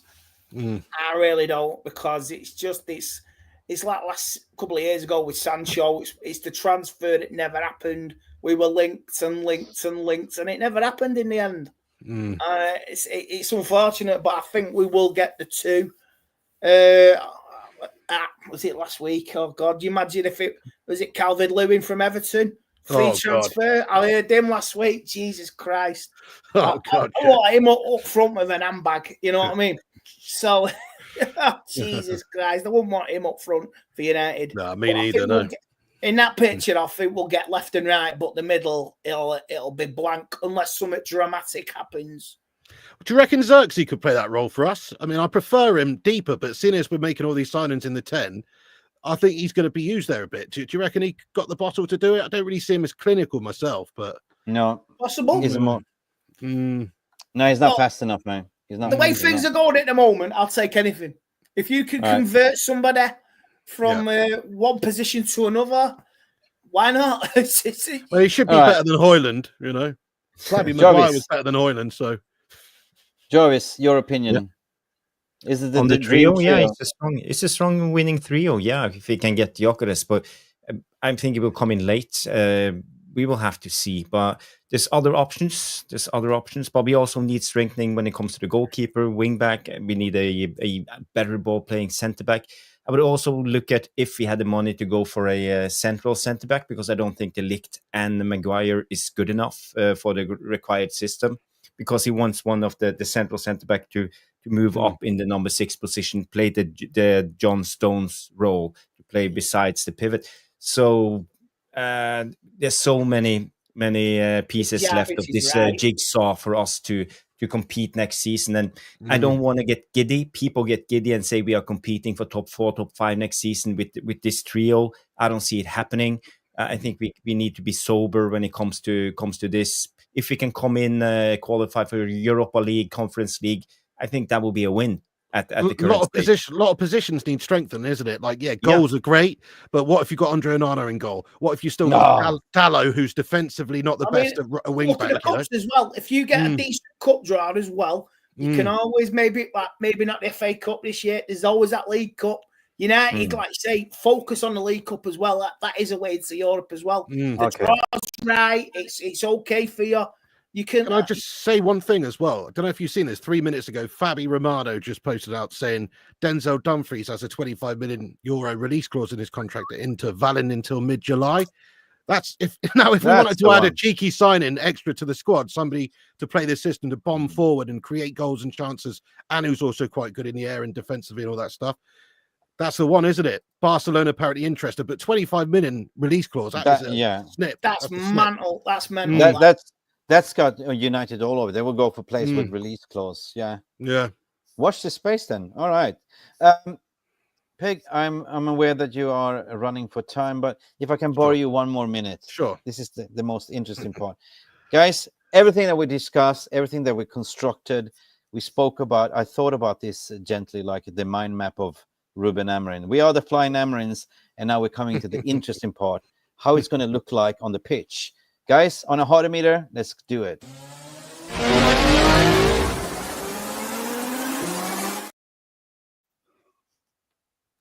All right, guys, here is what it might look like. I already cheated, started with Cunha, Gyökeres, and Mbeumo, right? What the poll was voting, they wanted Milonkovic Savic in goal. So Onana flapping away. We have 2 meters long, whatever, the giant Serbian like this. We have Lenny Euro, which I prefer on left-hand side. Who would you play as a central role? Will it be De Ligt or... De Ligt, I think De Ligt long term. Can you enhance it a little bit? It's hard for me to see, and my eyes are getting old. Yeah, sure. Yeah, there you go. Okay. Now I can see it. Yeah, perfect. Okay, so you will go with De Ligt in the middle, right? I would, yeah. I mean, I think Slabby's done a great job for us last couple of seasons, but if everyone's fit and available, I think you've got to go for De Ligt in there, yeah. Agree? Andy? Jarvis? Yeah, I agree. De Ligt, there. Yeah. Okay, I put De Ligt in them. Can you see the light? Matthias. I argue that the strongest position on the right centre-back is Mazraoui. Yeah. Yeah, 100%. Yeah, I mean, he's got the pace you need. Okay, he's got the pace you need there. What I love about him is he can play like multiple positions. Can't he play right wing back, left wing back? Yeah, but I think you're right. He did well when he was playing at right wing back. Right centre back for us at times this season when he was chucked in there. So good shout. He's mobile, isn't he? The problem with playing De Ligt and Slabby in the same back three is there's just not enough mobility there at times. But there's a method to my madness on my construction, because we're looking at recruitment of mobile players, athletes. You look at Diego Leon that's coming in now. He's going to fight for his place, but he's a beast. He's a monster. He's an athlete, right? Euro is an athlete. You have Heaven is an athlete, right? De Ligt, Mazraoui they can play multiple positions, which I like. Ahmad can play as number 10. He can play in the middle. He can play as a right wing back. We've seen that, but I believe he's going to start with Amad Diallo as a right wing back.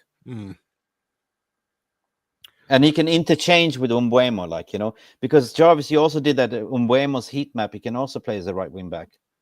Yeah, definitely. I think they will interchange a lot when we talk about the fluent front three, but we will also see a fluent right side with Mbeumo and Ahmad interchanging. So it could be interesting with both of them. And it's not set that Ahmad will play the right wing back. Could be Mbeumo too. Yeah, there's still a draw on Wharton and Ederson, but I would say that out of all of this, I think that Ederson will suit best as a single pivot. And we can't really move Bruno, but what do you reckon in the midfield? Oh, God. Mount or Casemiro. No. Ugarte and Cassie are That's probably like- going to be the ones playing next to Bruno, but if we don't sign anyone.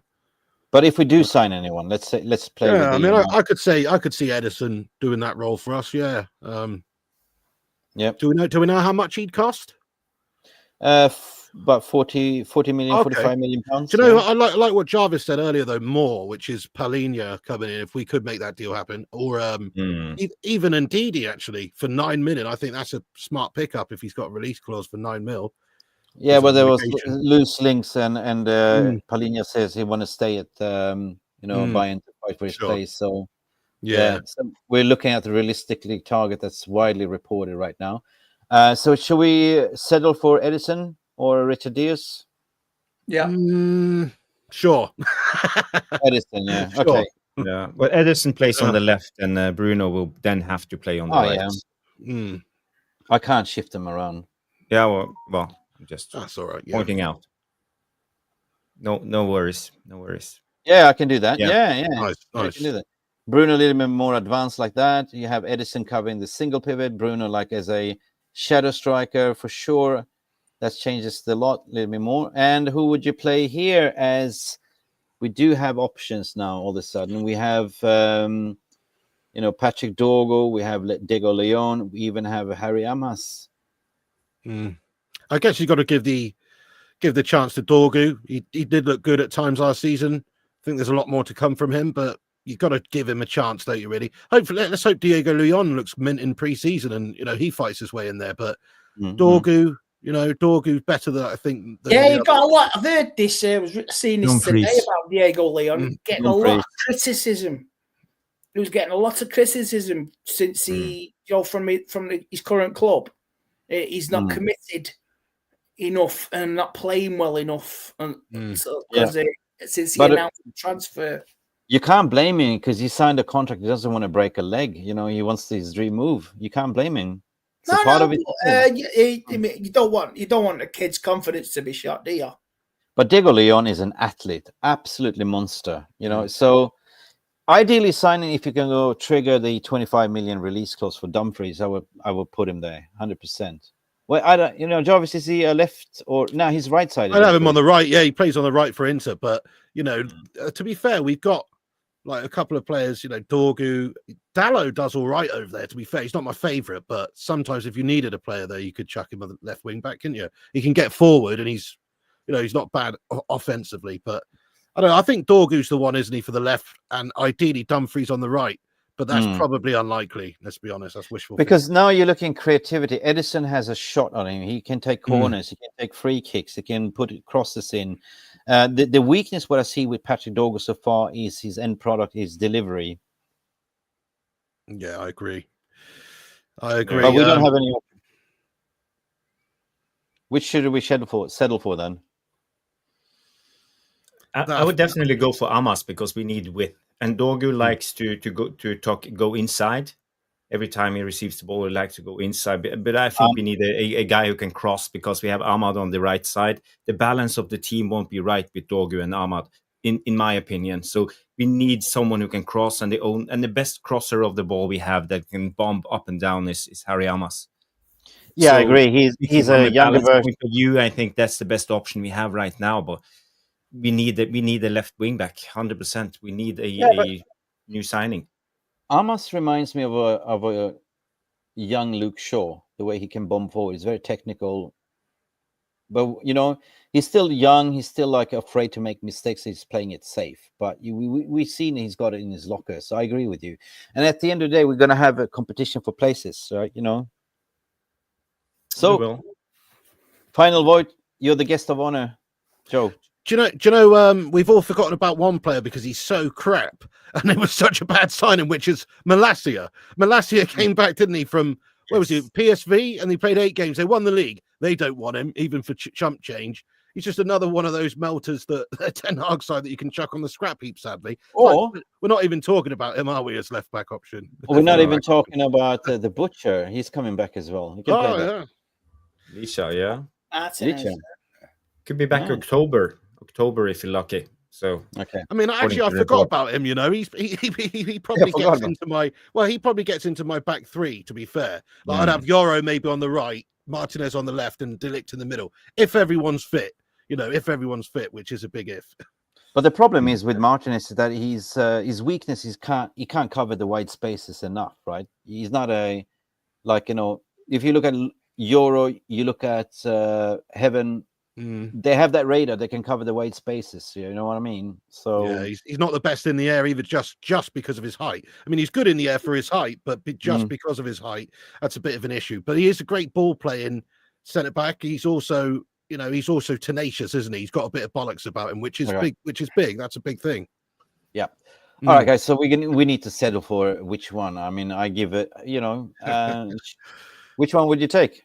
Dorgu left wing back for me at the moment, I guess. But I hope Diego Leon shows that he's better and he takes the role. Or like Jarvis said, Amas, there's a couple of youngsters there with some great opportunities because there isn't like a Patrice Evner or a Dennis Irwin in front of them. There's a Dorgu in front of them who's you could knock him out of the team if you play well. You need competition for places, and that's what you need.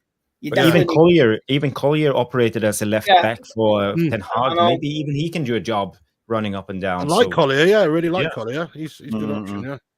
Okay, so we go back to actually put in Dorgu, right? Okay, Dorgu, right? We agree on Dorgu. Problem area for us, isn't it? We are settling for that really, rather than having somebody perfect. It's like, we're going into the season with somebody at left wing back who's potentially not great. That's all I would say. He's also got the potential to be great. Diego Leon and Dorgu still have that potential, but they're not like I'm a little bit concerned about that position, I'll be honest. Okay, so ladies and gentlemen, you have voted. So this is the final Flying Amarins lineup. Let me add this to the stage, guys. We have Milonkovic Savic in goal. By your vote, we have Lenny Euro, De Ligt, Mazarawi as the back three. We have Ederson playing as the single pivot. We have Bruno Fernandes playing a little bit more advanced. We have Dogo, Ahmad, Gyökeres on top with Cunha and Mbuemo, guys. That's about it. This is the Flying Amarins. You pick the lineup. Just want to sort of give us a friendly reminder. We've gone way over time. We're stolen all your time. Mrs. Pig must be very upset right now. That's all right. I mean, it was just because I was going to jump on and do a late night show on my channel, but I don't think there's much news. I'm looking. Oh, what's this? Fabi Romano 6 minutes ago. After Jonathan David deal done, Juventus have called Man United and Jadon Sancho's camp this week. There you go. What you were talking about there, Mick. Now Fabi's reporting more on it as well. If you want to do a podcast, Mr. Pig, do something on the Diddy trial. The Diddy trial got concluded. Do something tonight. Ain't no party like a Diddy party. You know, baby oil and everything. You know what I mean? Goodness me, there's not enough baby oil in the world. Anyway, it's been brilliant to have you all, like, you know, the Flying Amarins. This was a pilot. Hopefully we can get together again soon. Great show, yeah, great fun. I was just going to say, obviously I know your channel, Mick, MUFC Realist. Subscribe, everyone. Everyone's watching right now. And Jarvis's channel. Andy, have you got a channel on YouTube, mate? Unfortunately, no. You should do, mate. You'd get 100k subscribers in no time, I'm telling you. Yeah, mate. The amount of demonetization and bans I would get. Oh, fair one, yeah. If you see me at the match, you would see me at home in the same attitude. And if a certain player did something wrong, you know, right, I get you. Yeah. Yeah. Jarvis, how we all for questions? I could pay for my season ticket behind me. I have a swear jar for the season. Just every swear, every game. But I mean, the people want that. Trust me, the people would love if you had your own YouTube channel. Don't you think, guys? Like if Andy had his own football channel, it would be a popular channel. I'm telling you that now. Yeah. It would be something like this. Hang on a second.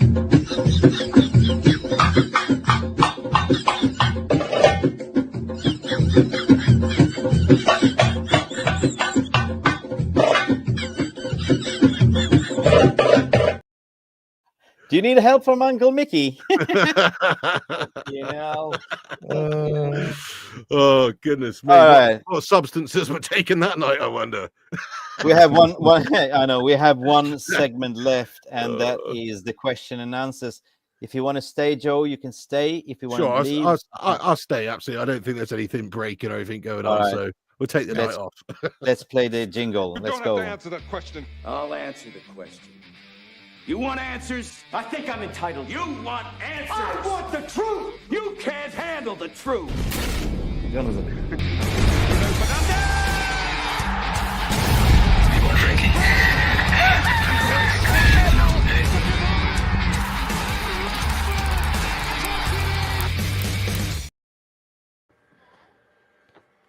That's it, people. Before Jarvis take over the controls, I just want to give you a friendly little reminder. There's 1,000 watching on my platform and YouTube only. I don't know how many are watching on Jarvis's, but if you can do us a massive favor, we have 64 likes only on my platform.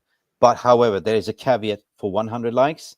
If you remember this gentleman called Royden Frost, he has committed himself to every 100 like, he will take a shot of Carolina Reaper hot sauce live. So that means if you get 200 likes, Royden will take 2 teaspoons. If it's 300 likes, 3, and then probably will not see Royden again because he will lying in hospital having an ulcer. Oh, dear. Yeah. So Yeah. guys, smash a like. Jarvis, take it away. Questions, please. Yeah, we can do some questions. This first question coming in is from Vera Hive coming in and say, question for Andy. What position do you predict we shall finish after this season? Within the top Don't do like 10. Piggy on the bottom, right? You said on the bottom, Piggy. Well, it's not my ideal, but I don't mind it. You'd like to finish on top, yeah, okay. Well, you know, in behind. Coming from behind. That's it. Bend it. I didn't say that. Bend it like Beckham, you know. Now let's have a Diddy party next season. Let's just piss everybody off. You know what I mean? Oh my god. Let's just slide into that top 6, top 5. What's he call it? The freak off, doesn't he? Calls it a freak Yeah, off. freak off. Let's have a freak Man off United season. freak off. Yeah, let's have a freak off this year. You know what I mean? Oh god. You know, that'd be some season. What a That Jesus Christ. I think for me, a top 10 finish, a top 8, anything between, like you say, Europa Conference, even that's Europe is the minimum we have to aim for. So within the top 10, top 8, depending on if the European teams do well, let's be honest, there'll be no top 5 for Champions League this year. No. It'll be the top 4 because when's the last time like 5 teams in the Champions League? I don't think it'll be allowed again. So But Andy, fifth place for me or 6th is ideal. okay, let's play the devil's advocate. What if we land all these targets? Hang on, this one. What if everything comes into fruition and everyone gets the goalkeeper, you get the midfielder, you get the striking force, you get the players out? Does it change your thoughts in where we finish? Well, if we get we're playing Vegas, aren't we? We're playing the fucking Russian roulette here. What happens in Vegas stays in Vegas. So if you get all what we've said, you've got to get Champions League. You really have got to get Champions League. You have to. I mean, for me, my top 3 is already done in my head. It's Liverpool, City, Arsenal. The 4th place will be battled out. 4th place, if you can battle for 4th, Chelsea, could they fall away or will they try? Maybe, you know, what happens with City with the charges? Would that affect everything? Would that affect? Now they're crying poverty because they're knackered. So City might not start well at the start of the season. Oh, cry me a river, man. You know what I mean? So top 3 for me is already done with them 3 with Liverpool, Arsenal, City. But 4th or 5th, yeah. Rebecca.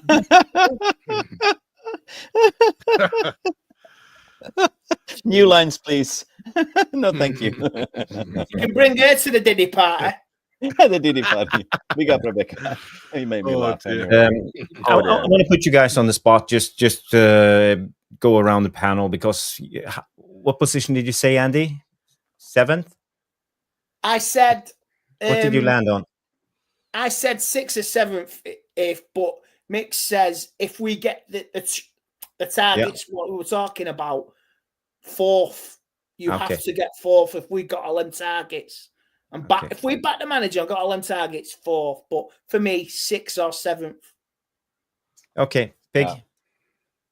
Yeah, I'm thinking around about 7th place. That would be a great season, actually, if we consider where we finished last season and the change we're trying to go for. We never want to finish 7th as United fans.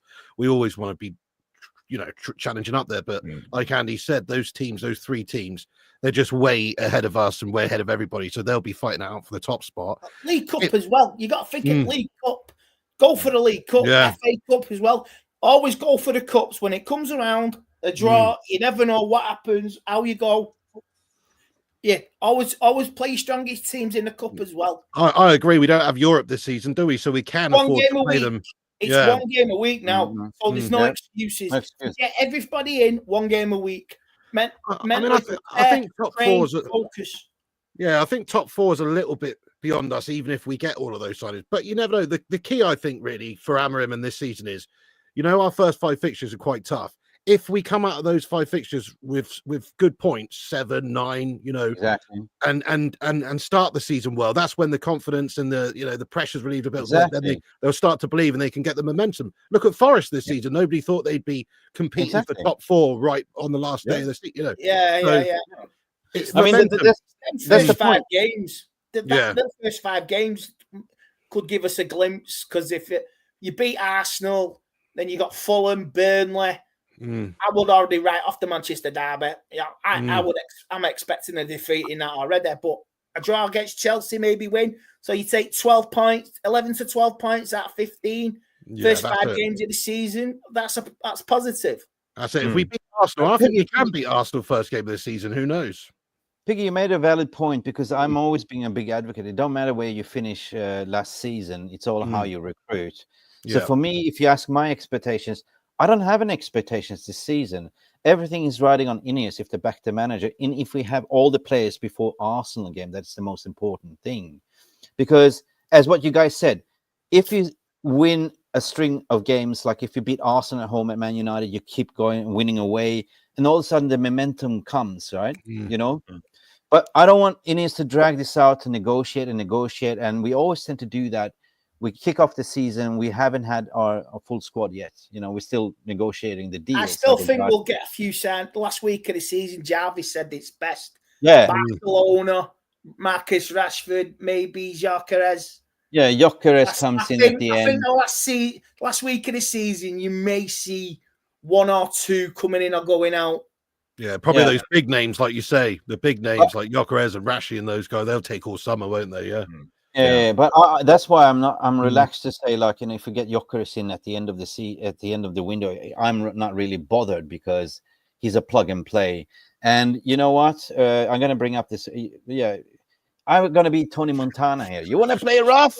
Well, say hello to my little friend. You filthy cockroach. You want a piece of me? All right. Jarvis, next question, please.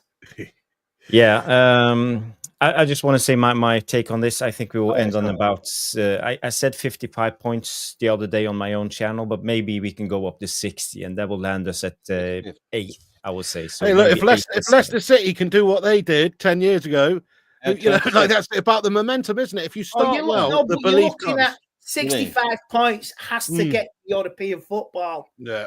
Any description.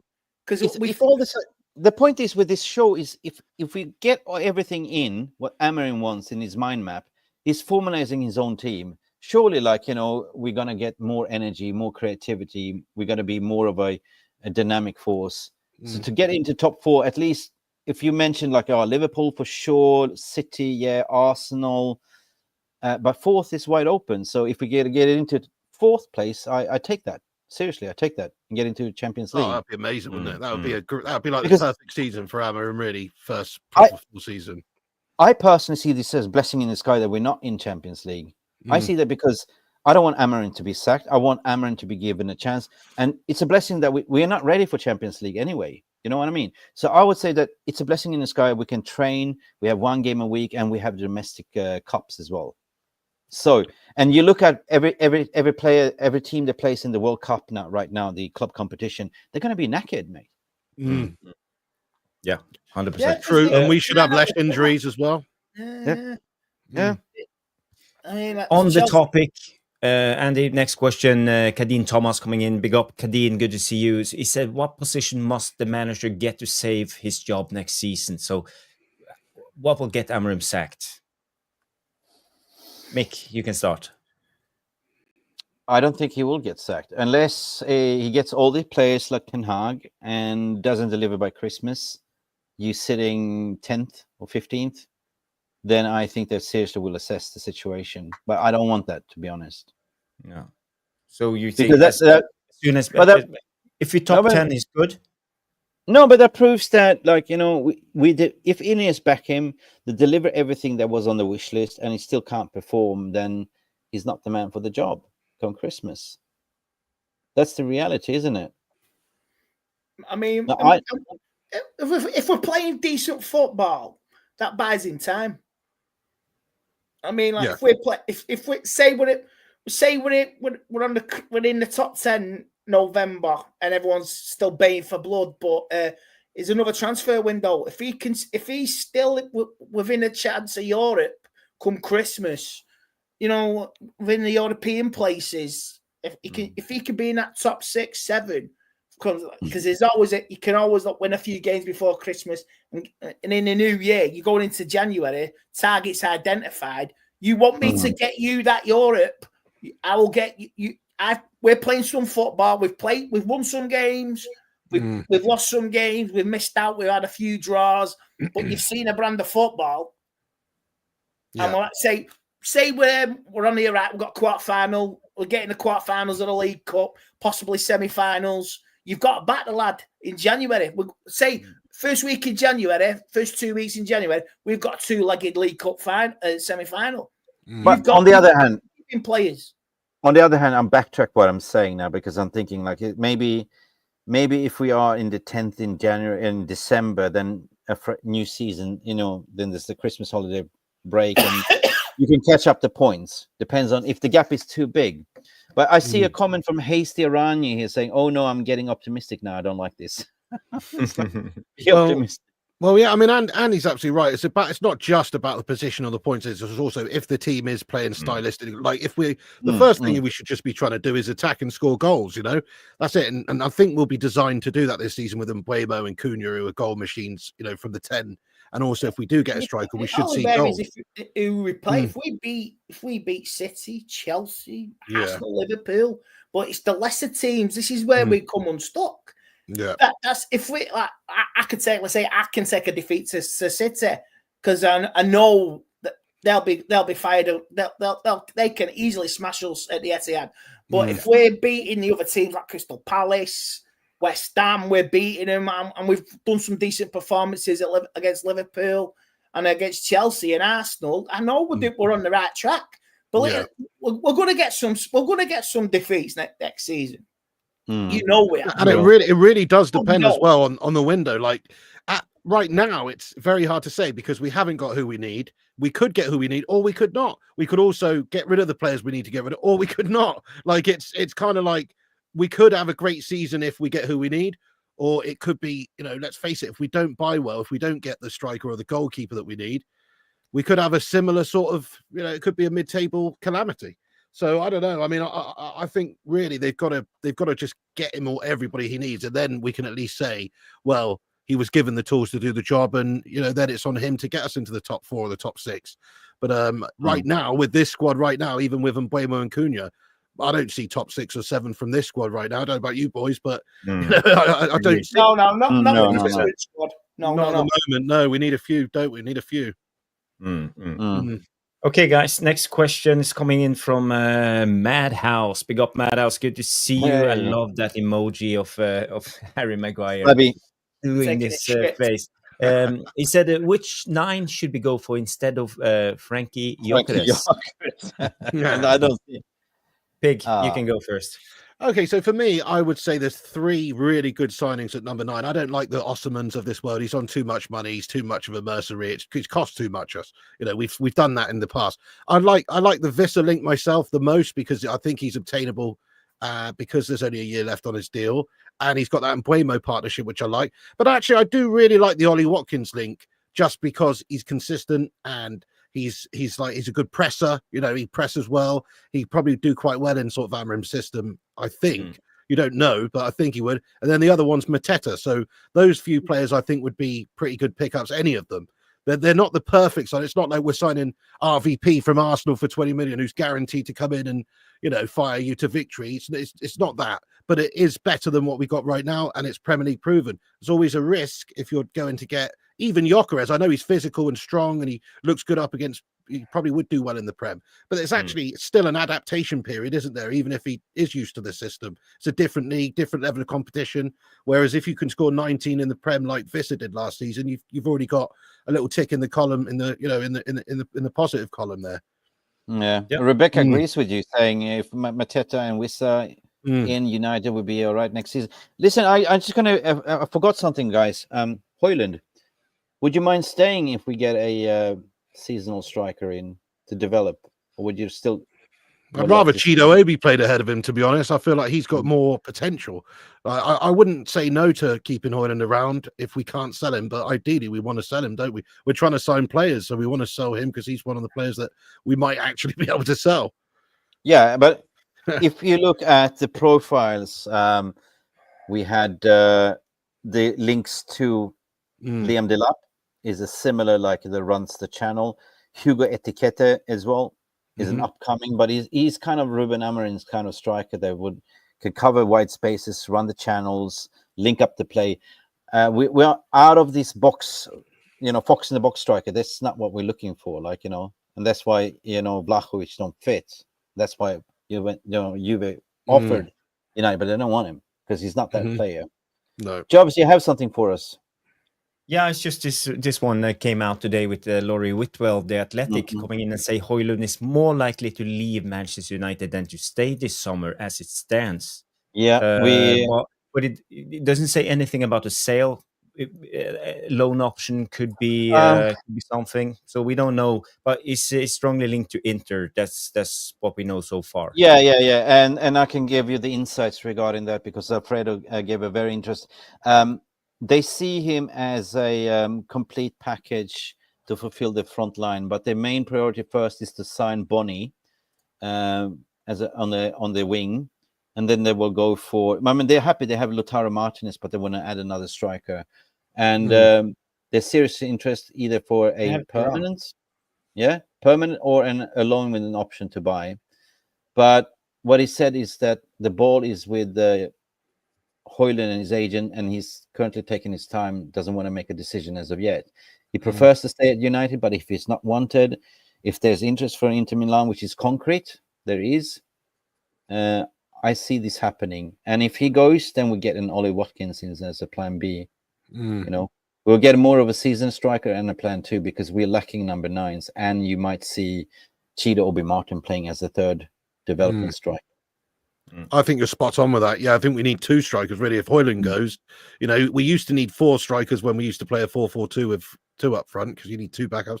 Now we still need 2 backups, really. You need somebody who's sort of like the next good young player who's going to learn from the strikers and get the experience. You need somebody who can come in as and when to score goals as the second choice, and then you need the main guy, don't you? And that's where it's going to be difficult for us to get someone who can, you know.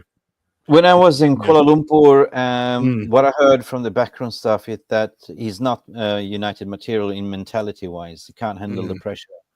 That's it. I've seen his confidence just go down like that. When Højlund first came in, season before last, if you look at his goals, go and look at his goal. He scored some lovely goals for us. Not that many, but he scored some lovely goals. This season, it's like his confidence has just gone down to the point where he's now just a gibbering wreck in front of goal, pretty much, you know? And, you know, like, but if he went away to Inter, just imagine this. He goes to Inter on loan for a season. He does well. He gets his confidence back.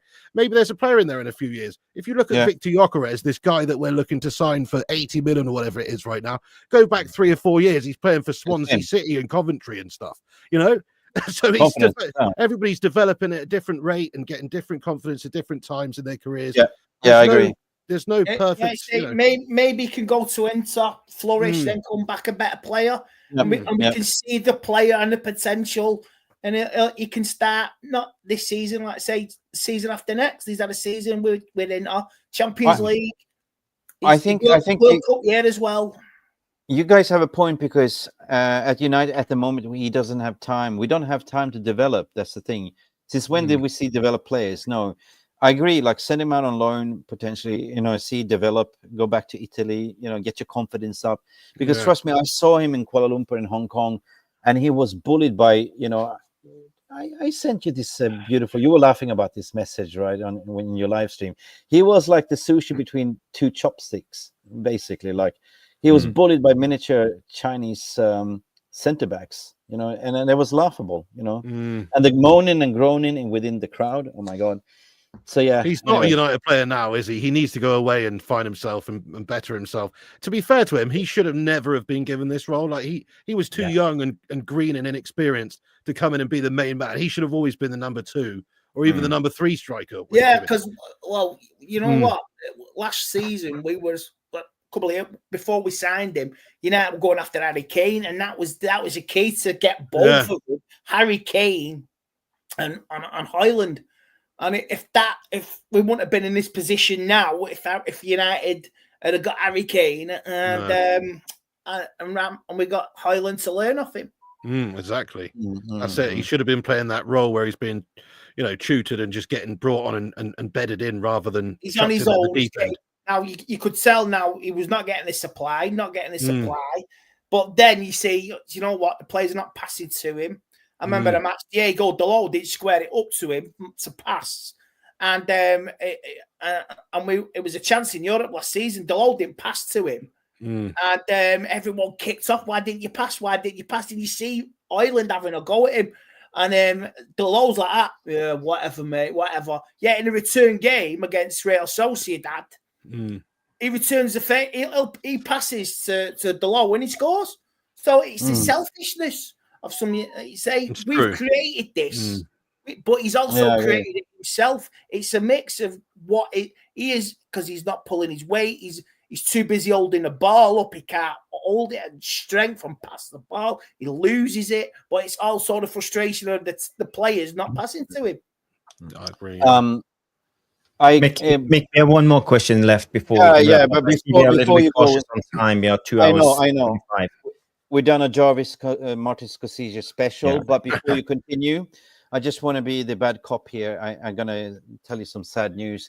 There's 1,100 watching, which is very positive on my channel, and only 68 likes. So I got 5 minutes to get this. That's a Rasmus Højlund ratio right there. It's a Rasmus Højlund ratio.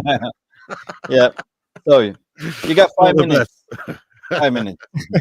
Let's get them up. Let's get some Ruben Nistelrooy vibes in there with the likes. Okay, so the final question of the evening is from Mark Langridge. It's a good question.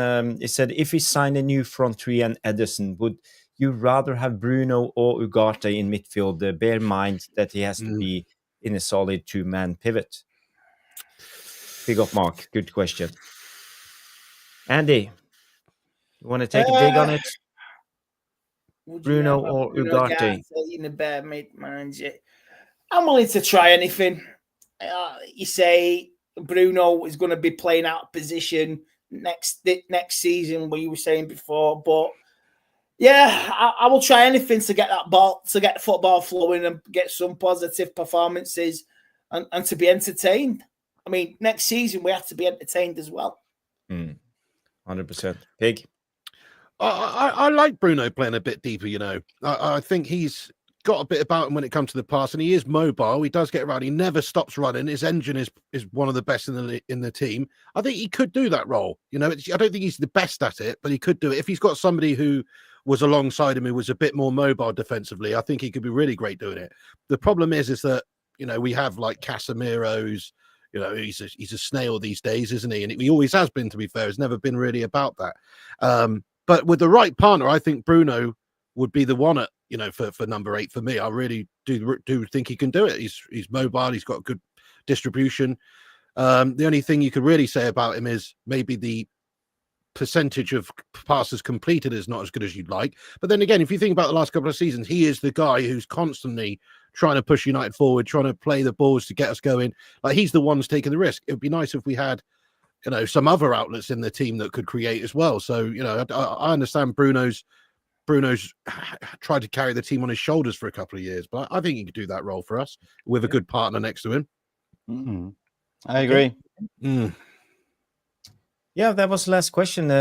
Personally, I just want to say when it comes to this Bruno Ugarte thing, I agree with Pig when it comes to the deep line playmaker thing. I think I liked him when he played in the pivot, when he dropped down, received the ball. We had Xerxes dropping down from the 10. We actually had something working for us, but it only lasted 2 or 3 games, and then Amorim changed it up again. So I'm not sure if he ideally wants Bruno there, but, if we can do that, yes, offensively, but defensively it's going to be difficult with Bruno playing in the double pivot. So is it impossible for us to not right? Look, this sounds crazy, but is it impossible for us to play like a false 9?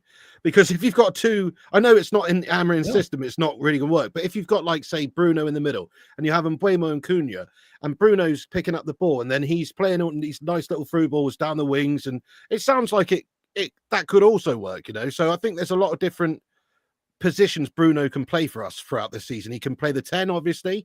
He can play the 8, and even if you needed him to, he could play a false 9 or something crazy, which I don't really think they're going to do, but he could. Yeah. But that comes down to, again, like, to the mind map that I put here. Like, if we get all these dynamic players in, Bruno can go back to Bruno playing not deep, but roam free, like as a 8 shadow striker kind of thing. Like, we'll be scoring shitloads of goals. Like, if you look at Gyökeres, if he comes in, definitely is going to score 30, 25 goals, right? You add the goals from Cunha, from Mbeumo, from Bruno, from Ahmad. We're looking at minimum 70 goals. And if you get someone to replace Onana, you're stopping conceding about 70 goals as well, aren't you? Maybe clean sheets. Yeah. Yeah. Oh dear. Yeah. Oh dear. Somebody better call Onana's wife to go to Tesco's and buy Omo washing powder. Husband, keep a clean sheet. Oh dear. Was it the last question? Yeah, that was the last question. There's other questions, but I think we will have to wrap up the Q&A because of time. But thank you, everybody, for the questions. Madhouse, Whereas Hive, History Bluff, Catherine McDade, Non-Nonsense McDade, Hadeen Thomas, Mark Langridge, United XS. Thank you for all the questions. I couldn't, unfortunately, read all of them, but there will be another time and another chance on the next show. And this has been the Flying Amarans, and guys, you've been amazing. This is the leaderboard of this is the leaderboard of engagements, basically. Number 1, what do we have here? I can read it out loud. It's Ash Jenkins. Number 2 was Jamie Wayne. Number 3, Peter. And number 3, Teramisa Sue. Ramon on 5th. Vincent Bullock on 6th. Frankie GGMU 7th. And Ask2825 on 8th. Welsh Girl on 9th, and Sadek Rahman on number 10, guys. Brilliant. Thank you so much for contributing. The more the merrier. This has been Flying Mick Ruby. This has been Flying Pig. This has been Flying Jarvis Cocker and Flying Andy Tate, or whatever you can call him. Anyway, guys, I owe you, Andy, a truckload of Transformers. Pig, I'll never see him. I'll never see him. You know what I mean? You'll never send them over from the KO shops over there. I've started ordering loads. When you find Timo and AliExpress, man, my mind and my world's opened up now. You know what I mean? My collection will expand. Yeah. You can never have so many. You can never have too many Optimus Primes. No, that's what we need at Man United right now. To be fair, we need someone who can transform. Yeah. We need courage. We need strength, and we need we need leadership. Yeah, definitely. I'm just so proud to get this stream going. We've been talking about it for the past year, Joe. And listen, guys, if you really enjoy the show, leave your comments. And if you want us to come back, we would do another Flying Amarans. So let's keep this going. Depends on how it goes. Yeah, thank you so much for having me on, guys. It has been a long time coming, and it's great to meet you, Andy, as well. Never spoken to you before. Great chat. I've watched you. And also, I've watched you as well, mate. I'd love to do the impression, but I don't want to embarrass myself. So, don't care, mate. I really don't care. Because on my channel I do occasionally, if somebody mentions you, I'll go, he got the job on a technicality of a legend who recommended you. You are nothing. You are a fool, and you're a waste of time. Good night. it's all love though. I love it. I absolutely love it. Angry Ginger's taken over from me now. You know, Angry Ginger's the man. If he sees this, you know where I am, Ginge. Come and find me. Quality. Legends. And yourself, Mick, as well. It's been a long time coming. Thanks for having me on. Yeah, thank you. And Jarvis, of course. Anytime. Legends. Yes. Anytime you need us on your channel, let us know as well. More definitely, yeah. We'd love to get all of you guys on my channel sometime for a similar show. That'd be boss. Yeah, brilliant. definitely. We'll sort it out. Yeah. Wicked. Jarvis, any last words? No, well, tomorrow night, Tactical Devils, we will do a show 9 p.m.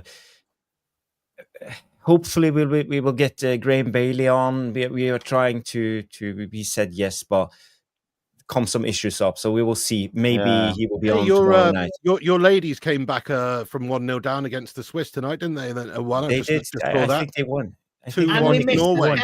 And they missed the penalty as well. Yeah. Bit controversial. The other way, 30 seconds later, Switzerland were awarded a penalty. It went to VAR, and they said it was offside in the build-up. But how can it be offside? They used all the computer lines, so very controversial. Yes. Yep. Yes. Anyway, good luck with Graham Bailey. He was supposed to come with me. I know Graham as well, but he had some hospital things. I don't want to talk about it personal, but anyway, guys, it's been a pleasure. The Flying Amarans assembled the squad, and we will see what happens. At any given Sunday, if you watch this in retrospective, if we get 100 likes, you will see Roydon Frost do 1 tablespoon of Carolina Reaper hot sauce. Guys, until then, go check out this legend here. He does gaming. He does... I mean, I watch you every time, Big, anyway. I'm having a laugh anyway. Oh, thank you, always mate. banter you. Yeah, you can find us on Flying Pig United on YouTube if you're interested. That way. Nice he's that way. Go that way. Sorry. Can't get my fingers straight. Okay, all good things comes to an end, and it's time to sing like Andrea Bocelli. Time to say goodbye. No. Anyway, brilliant people, thank you for watching. This has been Mick Ruby here with Jarvis Cocker Wingman and Flying Pig United there, and Andy Tate. Go check them all out. Subscribe to their channel. We're out of here, people. Glory, glory, Manchester United. Peace. End.